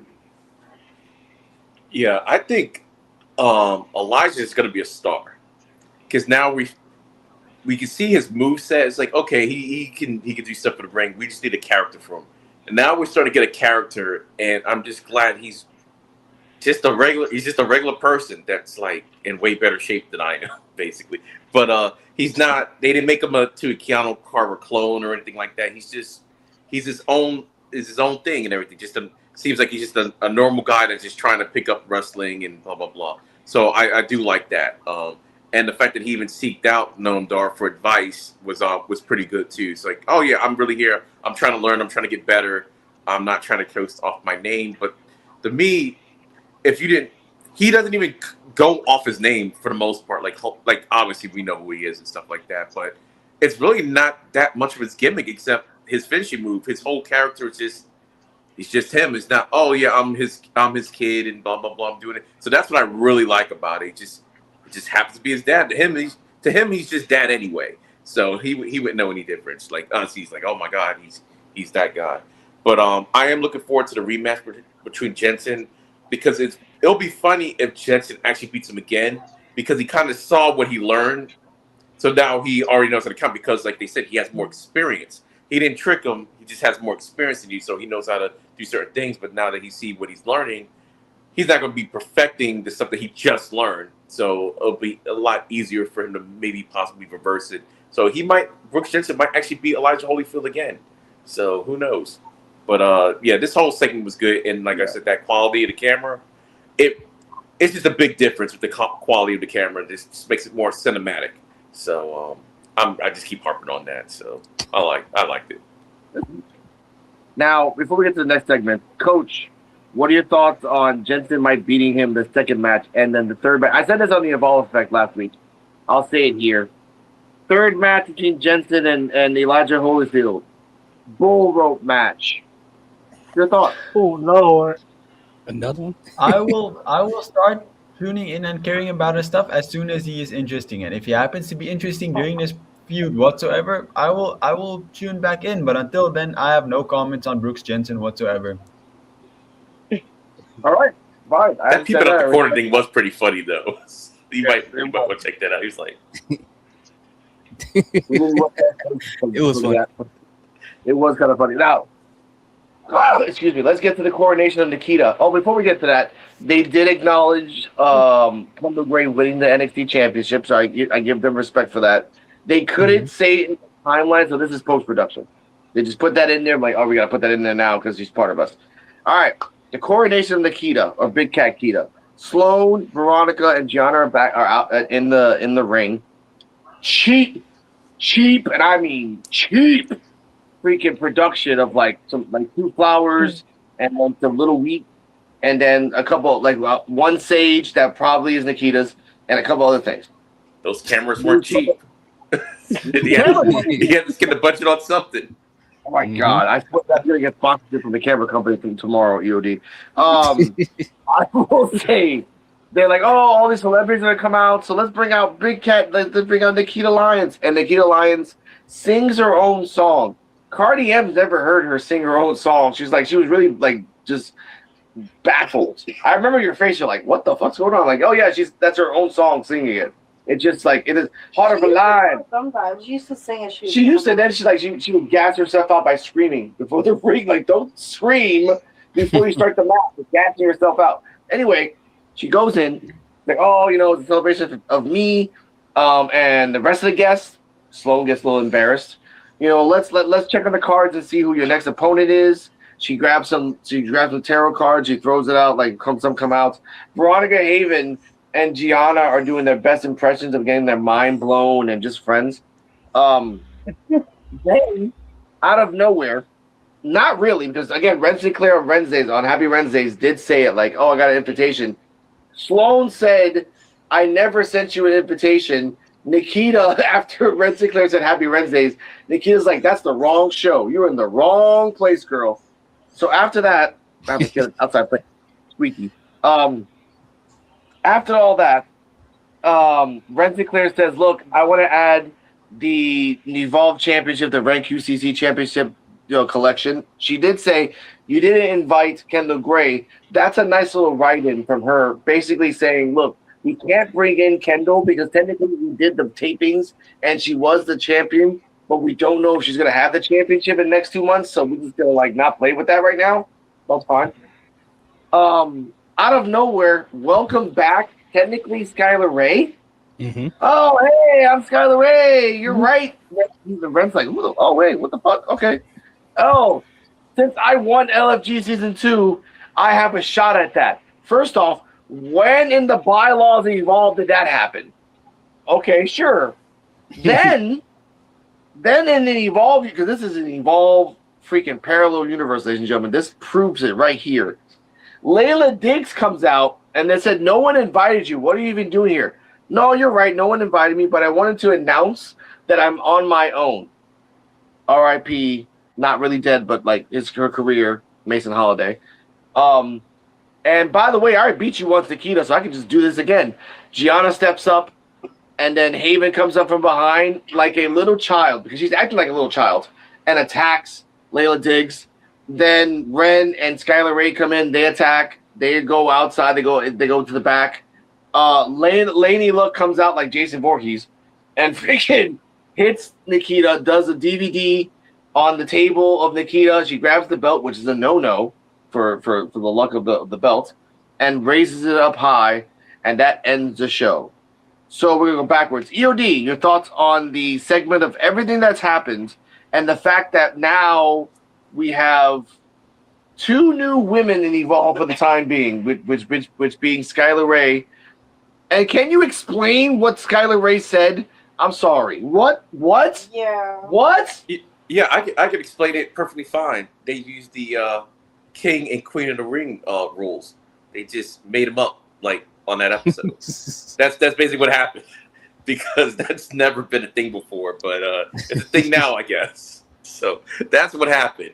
I am kind of glad that she's back because they haven't really been using her on NXT. I have seen her in a couple episodes of Main Event, Skylar Ray. I think the last time I saw on NXT was the Christmas tag match with Shiloh Hill and going against Stax and Ariana, and that's it. So I'm like, hey. So I'm like, hey, at least she's doing something. If you're not going to be doing anything on NXT, do something in Evolve. Ren Sinclair was the one that I was shocked. It kind of threw my whole thought process off when I saw her in there. But I was thinking after I saw her, I'm like, that would have been a good spot for Carly Bright if she was still in there, because she was the person that was like kind of closest to Kendall, and we used to say Carter was just as good as Kendall, just like a smidgen below her, like a 1A, 1B type of person. So that could have been a nice person that could have been there instead. But Ren being there as the current Speed champion was inspired. So I'm like, hey, I guess people like the Speed Championship or crap about the Speed Championship. Like, well, now she's going to be on Evolve too for a little bit. Shawn Michaels did say this would be the year of Ren Sinclair, so now she's starting to be a little bit everywhere. Layla Diggs. Okay, I'm going to explain this. All right. This is going to be kind of weird. But just because Layla and Nikita are in the same faction, knowing who their faction leader is Natty, she might want a little something going on between the group to see who's going to be the best, like survival of the fittest type of thing. So I can see it from that point of view. An example I used on the Evolve effect was when Triple H was in the IC division feuding against The Rock. So was X-Pac. And they wanted DX together, so they kind of feuded a little bit, even though they didn't hate each other. Rock and Farouk, same faction, but they definitely could not get along. So it could be the same thing with Layla. And on NXT, she is not exactly on the same page as the rest of the group anyway. So I was like, I could kind of see that in the title. Like, okay, yeah, if you want this, go take it, blah, blah, blah. We'll see if Nikita can handle it, So that's how we're going to have to look at it for right now. Hopefully they address it on NXT TV next week. But so if y'all watching the podcast, please somebody just acknowledge the little riff and maybe a friendly faction banter, I guess, or whatever. And like may the best woman win type of situation. So I'm gonna tag Nikita. I'm gonna tag Nikita and Layla and say, hey, you guys can just talk about this on Tuesday. Even if they give you the script, you gotta tell Shawn Michaels and the writers, like, hey, we guys are like having a beef and Evolve. Can we just? And that's a good point. You can do this 4 horsemen style, where all three of the four are like, oh, we'll fight each other because we want to be the best at each other. Carmen fights Layla fights Nikita. I don't like that because Nikita is so self-centered. Why would you want to be in a group where you are willingly letting other people in your group fight you? Fuck that! No. Just give her like a dirty look. I'll be happy if they just kind of give each other some dirty looks when Natalia's like talking to them, and she walks out, and they just kind of just look at each other like a little dirty look and everything. Like, yeah, because you want my belt, and Nikita's stopping me from beating your ass right now, type of situation, type of deal. So. Now, before Shauna, what are your thoughts on the match? Thoughts on the celebration. Addendum. Ren Sinclair did not have the Speed Championship on her. So technically in Evolve, she's just Ren Sinclair. Yeah. I just know because of the taping, she was Speed Champion. She hasn't lost, so now she's still the Speed Champion. So that's what I meant. Which is kind of sad. Like, oh, Ren Sinclair's there in Evolve. Is she the Speed Championship? Well, we don't know.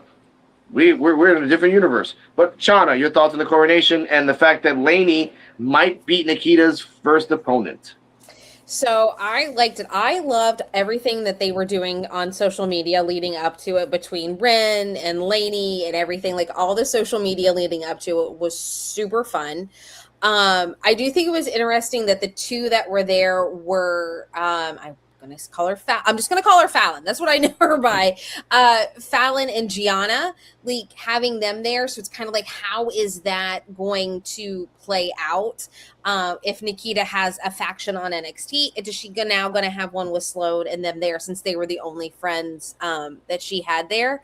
The Layla Diggs thing, I'm like, are we doing the two different universes? So I think it's going to be interesting to see how that plays out. And the question is, when they taped this, was Layla being part of the Natty faction came after these were taped, and that's why it was there? So because as we saw on NXT, they were trying to do some shady stuff, and Layla was like, I'm not too sure about this. So I think it's gonna play out. I loved it with the tarot cards where she's trying to like deal the cards in chaos. And Lainey, she pretty much said it on social media. Like before it happened, like she was going to be there. So I was like, where's she at? Where's she at? So I think it's going to be really fun to see her there, because she still holds the ID title as well. So she still has it. So she does. So, how is that going to play out? But I think it's going to be really fun. And I think at some point in this reign, Nikita is going to turn on Sloan, because I think Sloan, in her mind, she's one half of the championship for some reason. And I think at some point that may cause a I don't know, I can't even think of the word, like a tiff between the two of them, because Sloane's going to try to do everything she can to make sure Nikita keeps it, cost her. But I think we're going to see some tension there with Sloan during this reign as well. Okay. Terrell, your thoughts on the coronation? Ren's there. Scott. Okay, I love that EOD explained it in the most logical, political, correct way. But can you explain why the hell Skylar Ray just brought that up a year? We're already ending season 3 of LFG. So why are you trying to act like about a year later? Your thoughts? Yeah, it was kind of weird, but the coronation was pretty good.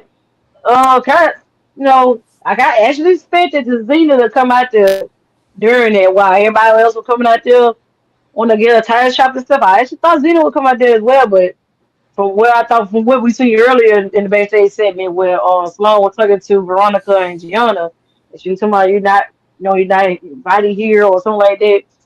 And I thought she gonna come out there and handle them for what they did in their locker room. So kind of unexpected for not seeing her, but Lady Love coming back and getting the upper hand on Nikita at the end. Yeah, I see that she's trying to go at the title as well. So we'll see if they gonna have like a fatal 4-way, no one contenders match next week for the title, or some kind of match, a gauntlet match or something like that. So yeah, the segment was good, and I'm looking forward to seeing who they're gonna put as how to do the match for the contenders next week. Oh yeah. It didn't go as planned, especially not for Nikita, because it didn't really feel like a celebration. It felt like a, hey, your contenders are here. You know what I'm saying? It didn't feel like a party at all. It felt like It's like a Dollar Tree party or something. yeah, it really did. It really did feel like she was being set up to fail, for real, like set up to be disappointed. And we got the biggest snake trying to throw her a party. I mean, hey, we see She how is she's done so people. fake. Yeah, It's ridiculous. yeah. Salone is fake as crap. She reminds me of a person that will smile in your face. They'll do nice things for you.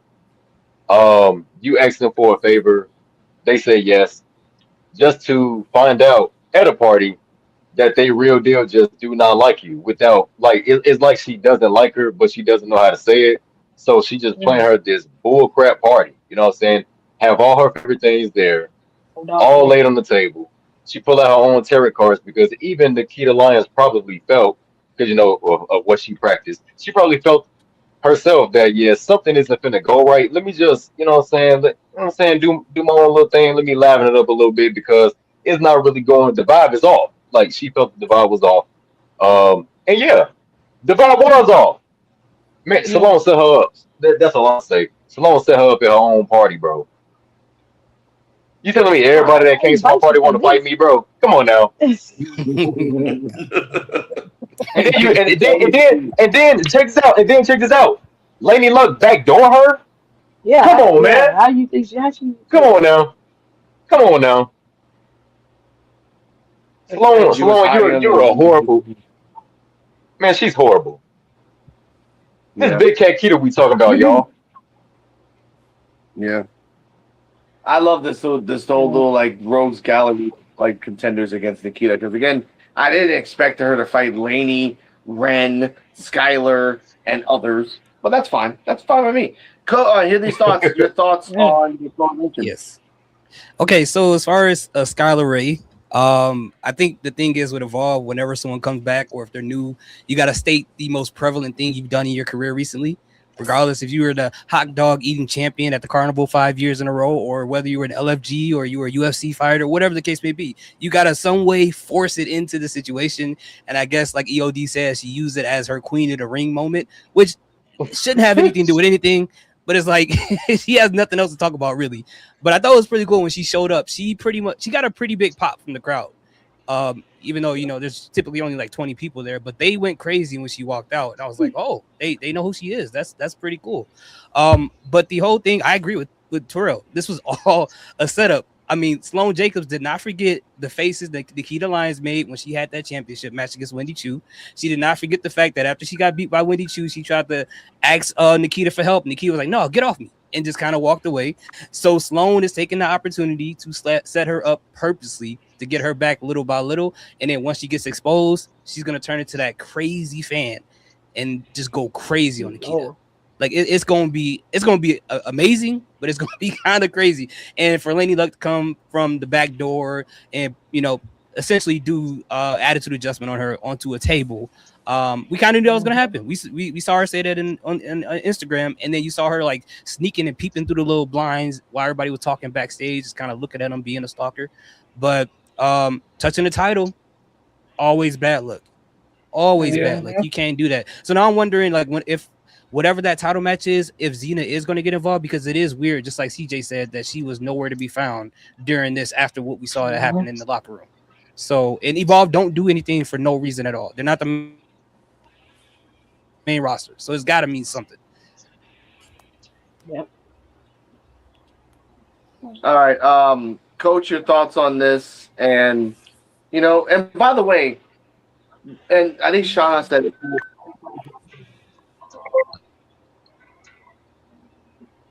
Sorry about that. I think like the known was not mentioned. So, what are your thoughts on that? From a purely roster perspective, I don't mind this move. I'm happy to see Ren Sinclair and Skylar Ray coming down to Evolve. I think it's going to be beneficial, especially to Skylar Ray, because she hasn't really been doing anything. You'd expect an LFG winner to be more prevalent on NXT, but she's not. And I really like her, so I hope going to Evolve to, like a lot of other people, really reinvents her career. As for Ren Sinclair, I'm a massive supporter of the Speed Championship, unlike some other people here. So I really just wish, the championship was shown or at least acknowledged somewhat. Because, like, I do enjoy the Speed Championship, and I think Ren is a great Speed Champion. So I just wish they put more of an emphasis on this. What I will complain about, though, is I like the Natalya faction that she has with Layla Dix, Nikita Lyons, and Carmen Petrovic. I just hate how they never acknowledge it anywhere else. Because, like, Carmen Petrovic is so cool on AAA, but then she eats losses on NXT in this faction. And over here, they're like, Nikita Lyons and Layla Diggs are kind of beefing, but they're not acknowledging the faction from NXT. I just feel like it's quite messy, and I enjoy the idea of the faction. I'm a big fan of it.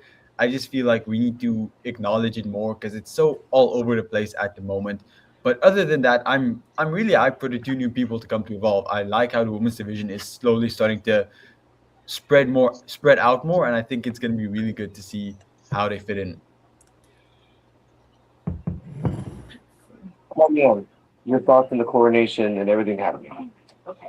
Bring it up. I mean, everybody else already kind of said it. Like the party vibe was not there. No, nobody was there. Everybody that did show up didn't like Nikita, and then her own party ended with her going through a table. Yeah, like that's sad. So, I think the lesson here is Sloan is not your friend. Nope. And she's doing this weird parasocial relationship thing where she's like, the belt is ours, you know. So It's not. no, it's not. That's So the saddest thing in the world. Like, I will say that it was very funny. There was no cake. There's always a cake in something, right? And I was expecting them to land on a cake. Not this time. So I'm like, all right, there was fine. a drawing that Nikita did. There was no cake. They could afford it. Oh, Does Nikita eat cake? we can't say No that. pie. John. No pie. Nothing. Nothing. Nothing. I Nada. could have went to Walmart and got some cakes. Like a vegan Oh, cake? wait, we got a question for the DRWC show. Do you see them eventually expanding Evolve to maybe 70 to 90 minutes after a while to include a few more matches?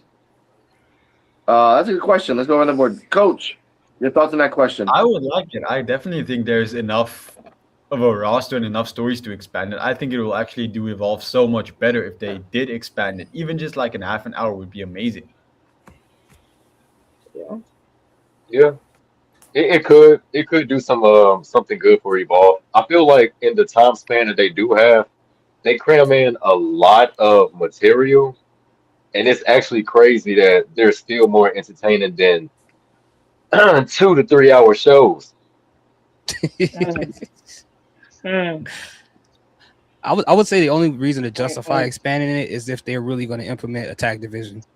That's the only reason. Outside of that, I think everything's pretty smooth, pretty quick. And like you said, they cram a lot in 45 minutes already. But if they're not going to if they're not going to add tag championships, I don't see why there will be a reason to do that right now or anytime soon. Yeah. Okay. Or they could have had frozen yogurt. Well, not frozen yogurt. Could have used that cream pie. Oh my god. That caption. Oh no, not the cream pie.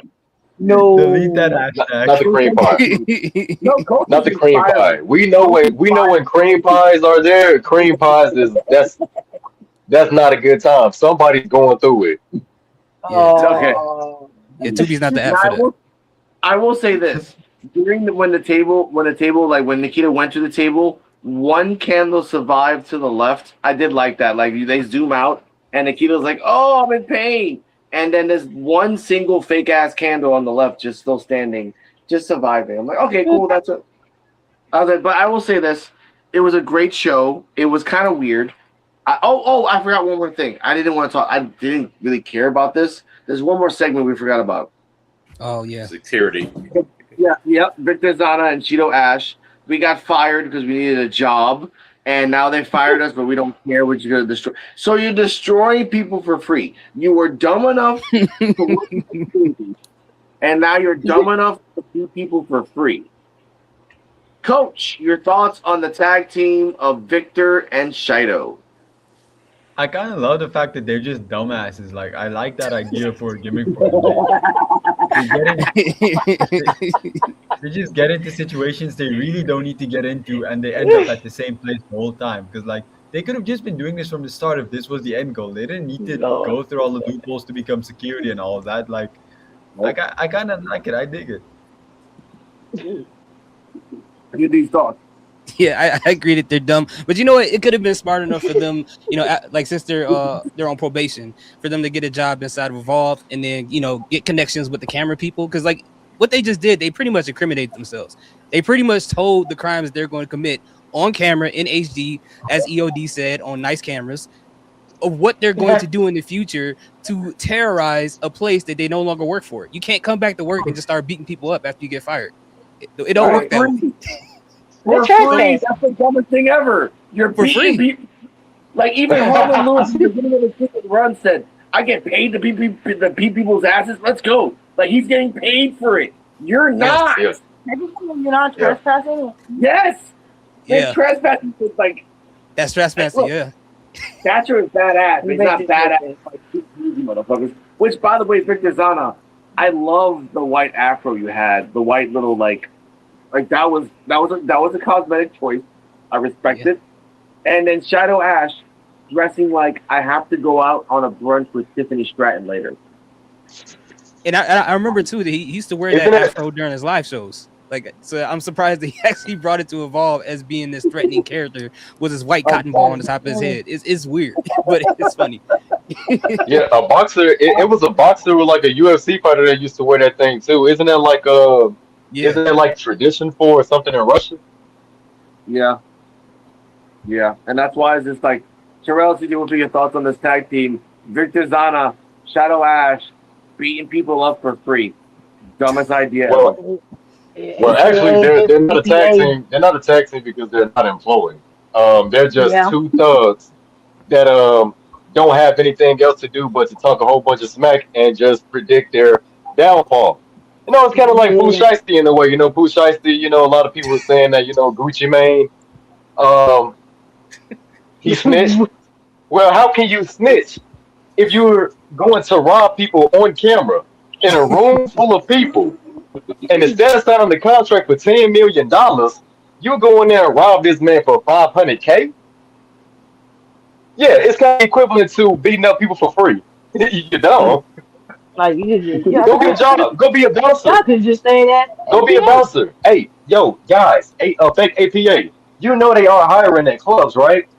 And guess what? Yeah. It's the easiest time to be a security guard at the club. It's the easiest time to be a bouncer. People are literally falling asleep. You're just gonna be at the club just watching people fall asleep, and you're just gonna be stacking paper. It ain't no true threats. What you gonna do? You gotta wake some people up.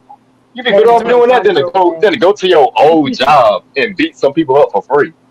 And Terrell, they lucky they didn't get sued for what they did to Harlan Lewis. Now they doing other things to get sued for real. Out of their own pocket. Oh my! They worse than man. They worse than these rappers snitching on themselves. Oh my! Yeah, it's crazy. That's true. It's true. Like, oh, and then when they go to NXT, oh, we're a tag team, so we want a job. I saw you what you did in Evolve. Fuck you guys. You ain't getting a job here either. You need to go to AAA. They fight for money. So you fight for money. Actually, yeah, AAA for them is perfect. Fight for money. Just fight for money. Have fun. Get the tag team though. Like, and then like, oh, I have a beautiful. To even say that in 2026 is crazy. It's 2026. Anything's possible. It's like the 70s all over again. I love it. All right, Shauna, your thoughts on the tag team of Shido and Victor? Yeah, I mean, it was, we see what they're up to. We knew what they're up to. The thing that I really hope is we don't get scheduled matches with them because they're unemployed. They're not really there. I don't want to see a graphic like, oh, hey, they have a tag match next week. I just want them to come in and create chaos, like interrupt matches or someone be out in the ring doing something and then them force their way into a match. I just hope for the little bit where we're establishing whatever we're going to do with them. I do not want to see Thatcher be like, this match is set, whatever. I just want chaos out of them for just a little while longer and then maybe get them in the division to be like, okay, fine, you want it, let's see how you do and go from there. Before we get to AOD, you brought up a good point, Shauna. That's a good inspiration question. What happens when they go to the middle of the ring and they you try to tell them to get out and they kind of do their own little home gauntlet where people come in, they beat the crap out of them. They tap their own 1, 2, 3, and then they keep moving on. That sucks for Thatcher. Get in there, fight them. Go on, Van. I called in the Vanity Project, they get destroyed. I called in the freaking Mod Squad, they get destroyed. I called in freaking a broken Jack Cartwheel, Adrenaline Drip, and they get destroyed. You're gonna have a problem. Then you have to tell them. EOD, your thoughts on that? I'm just rambling. No, I agree. That's why, I agree with everything Shauna says. I don't want to see him organize matches right now, but I do think they need a reason for them to be there, and I think either Braxton Cole could provide that or whatever Kale Dixon is doing, because we don't know exactly his whole gimmick. Just a way to get them at least in the building. I mean, because they're not security, they're not wrestlers, they're not getting the free tickets from Tubi or from the PC Center or whatever. So we have to have a reason how they're in the building, unless they just never left the building because they needed a job anyway. So maybe they needed a place to stay and they just they're in one of the rooms in the PC Center somewhere and they just never leave. But if they do that, I think that will be just a good way of them why they're there. Oh, Braxton Cole's here, so we're here. We're just wrecking shop. Or Dixon, oh, we have a little faction because we're here because he's here. He got us in the building, sort of situation. But yeah, I want to see them like for at least a month, just going around, just ruining stuff. Hopefully not the main event of next week with Aaron Work and Harlem Lewis, because that could definitely happen. Like I said, Harlem Lewis in one-on-one matches for the championship hasn't really happened that much, even though it's been planned plenty of times. So you just never know. But yeah, I'm fine with the faction. It's kind of weird. I wonder if they're going to hire new security to take out the old security too. Maybe that's how they introduce another tag team somehow. They would really I don't trust that great tag hiring team. process. He needs maybe Stone will send somebody down. Stone will think Stone sends somebody down. So I like that idea. Like Timothy Thatcher hires 2 new security guards to stop them, but then they just end up joining them because That's what I'm thinking is gonna happen. And he's like, oh no. He's like, oh my god. Like they're related. I mean, Cyrus isn't doing anything right now. He's like, hey, Cyrus, you want to There you go. No, don't you put Cyrus into this. Cyrus is in his own path of failure. That's not including anybody else. Let's be real on that. I feel bad for Cyrus because he's going to fight Kale Dixon again, lose again, and then deal with that problem later. But I will say this. We have 2 matches next week. We have by the way, yeah, you know what, EOD, you jinxed it. You know those damn tag team, the victors are going to come out next week and stop the match. Because unless my theory was, like I said last week, Diego Harlem Lewis wins the match, then it's going to be that tag team. There's no way they're going to do a one-on-one. Gabe Sapolsky, I know you're watching this. There's no way you taped this, pre-taped, and you did a one-on-one. You've done the storyline where Harlem is forever cursed. Like, I'm sorry. I'm not going to believe that. I will believe that next week we have Max Abrams versus Chad Starboy Hall, and then we have Harlem versus Aaron Work. We're going to have a women's match, guaranteed. We just don't know with who. Skylar Ray, I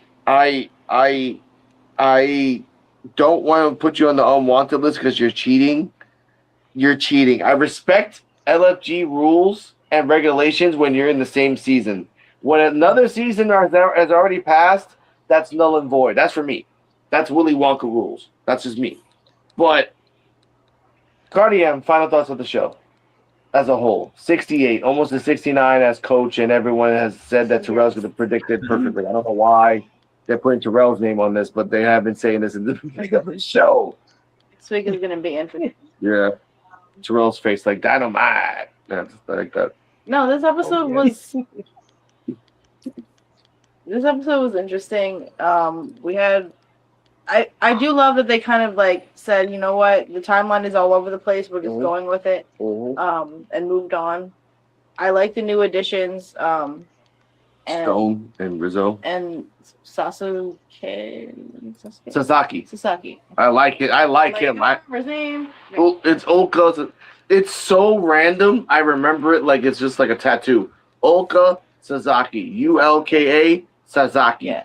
He seems badass. So I'm hoping that we see him on Evolve for a while.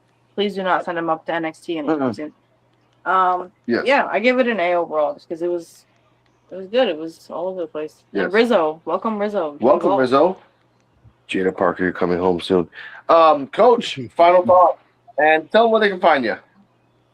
Yeah, I think it was overall a good show, despite how much I apparently complained. I think the show was pretty good. I really enjoyed it. I'm gonna give it a B plus. It wasn't an A show, but I think the start of the show with all the Mock Squad was really entertaining, and then the finale was also really good. So I overall really enjoyed it. And you can find me as Coach FCHW on YouTube or Brian FCHW on Instagram, and that's pretty much all where I'm active. So thank you. And you're welcome, sir, for coming by and enjoying this wonderful sound, which is Coach FCHW. We talk about you a lot on the Evolve Effect, which you can find on the Wrestling People and Friendos Network. Hear these thoughts. Yes. Final thoughts and where they can find you. So overall, for me, I'll give the episode an A because outside of the Suzuki match or the Oka match with Harlem, everything else progressed a story or develop somebody's character in one way or another.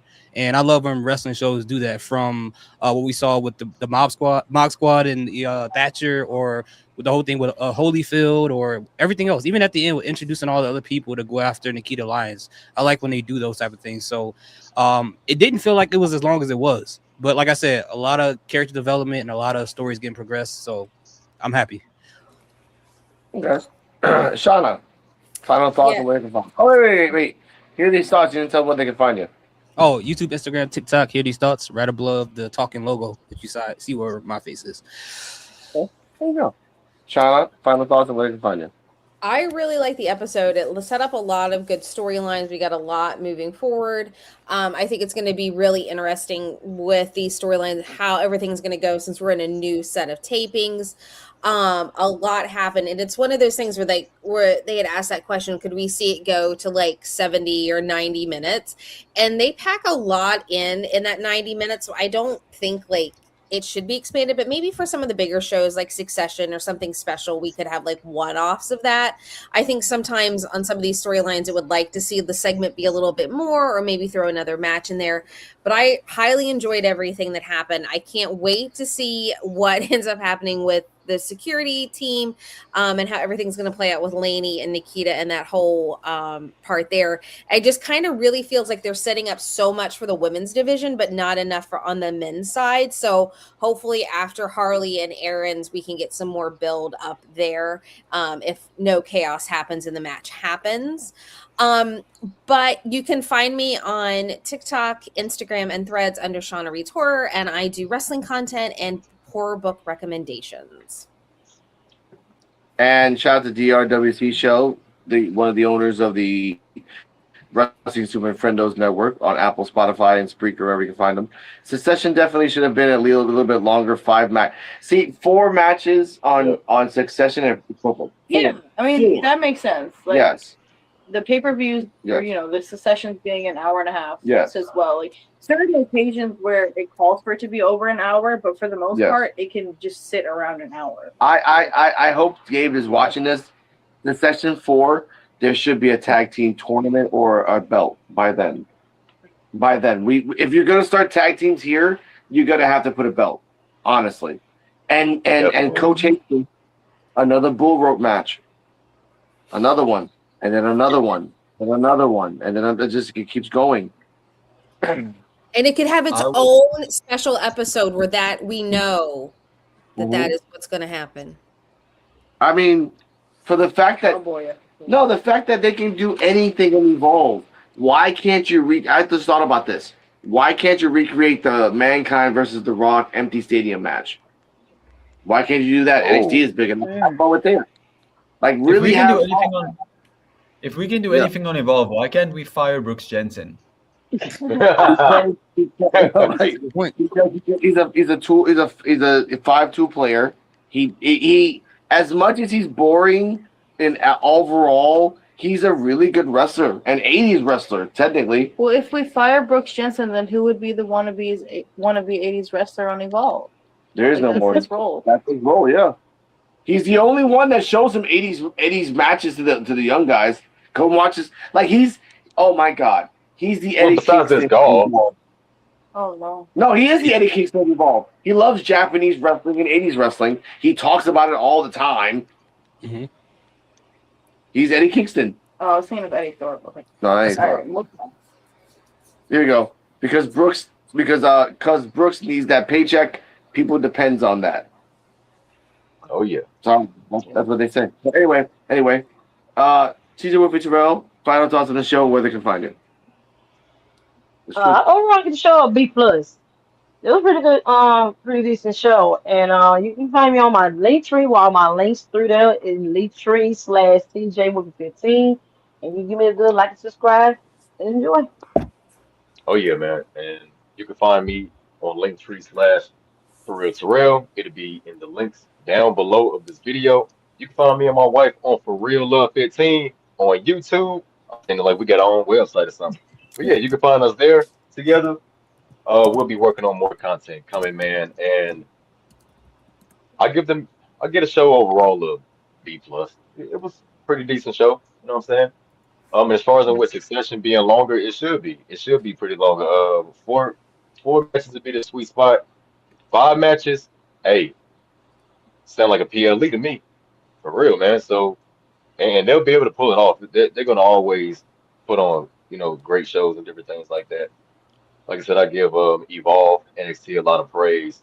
So yeah, man, they doing good things, and I always notice too that they do really well with the female, the women's division on NXT and Evolve. I know some people have their favorites, that's not getting utilized correctly in their eyes and stuff like that, and it's okay to feel that way, but overall, they booking the shows really really good. Absolutely right. EOD, your final thoughts and tell where they can find you. Yeah, I actually thought this was a really good show, and it reminds me of, like, to me, this should have been like the season premiere if we were going to have a season 3, but I guess we're still in season 2. This felt like the beginning of a new chapter of Evolve, and I give the show an A minus. I thought this was like a really good show. But I have seen better Evolve shows, but this was really, really good in my opinion. And you guys can find me at Linktree / End of Days 33, and my YouTube channel. You can find it on the Linktree, but it's EOD33 Wrestling Hub, and also on Twitch. So you go follow me on there for the live streams, and I do the Evolve live stream on Wednesdays at 8:00. So hope to see you there. Now you can find me on Rico Reactions on the road to 5,000, just because. Find us at PWF Wrestling, the #1 Evolve podcast in the world, talking about Evolve. You can find us on the Evolve Effect on Wrestling Super Friendos, the #2 podcast in the world, talking about Evolve. #3, once the mighty man has left his harem, Coach FCSW, he'll be #3 in the podcast in the world once he comes back from that. I will say, I love freaking Evolve. 68 episodes, only 2 times where the booker has messed up. Only 2. That's an excellent record in terms of a year. And I can only say to people, watch Evolve. You're gonna have some fun. We got from Big Reg. Interesting, I guess. I gotta start watching Evolve. You gotta watch it, man. It's pretty fun. It's free. It's free. Literally. I mean, and Tubi. And PWF Ichiban. Ichiban, danamarimasu. I mean, Now, here these also- thoughts made mention of it, and I did a thing on it. Like, literally every single person that won a match this past week on NXT was Evolve. Pretty much everybody except for, I think, Mason Rook that we saw in a backstage segment on NXT last week was Evolve. Evolve. Yep. Sasaki would have blew the water out of freaking NXT if he had a match at NXT with the moves he had. But I like him in Evolve. Don't take him away, ladies and gentlemen. Don't take him away, Gabe. Don't you let him take him away. You fight for these wrestlers. Keep Ren Sinclair. I love that Coach loves him as a speed champion.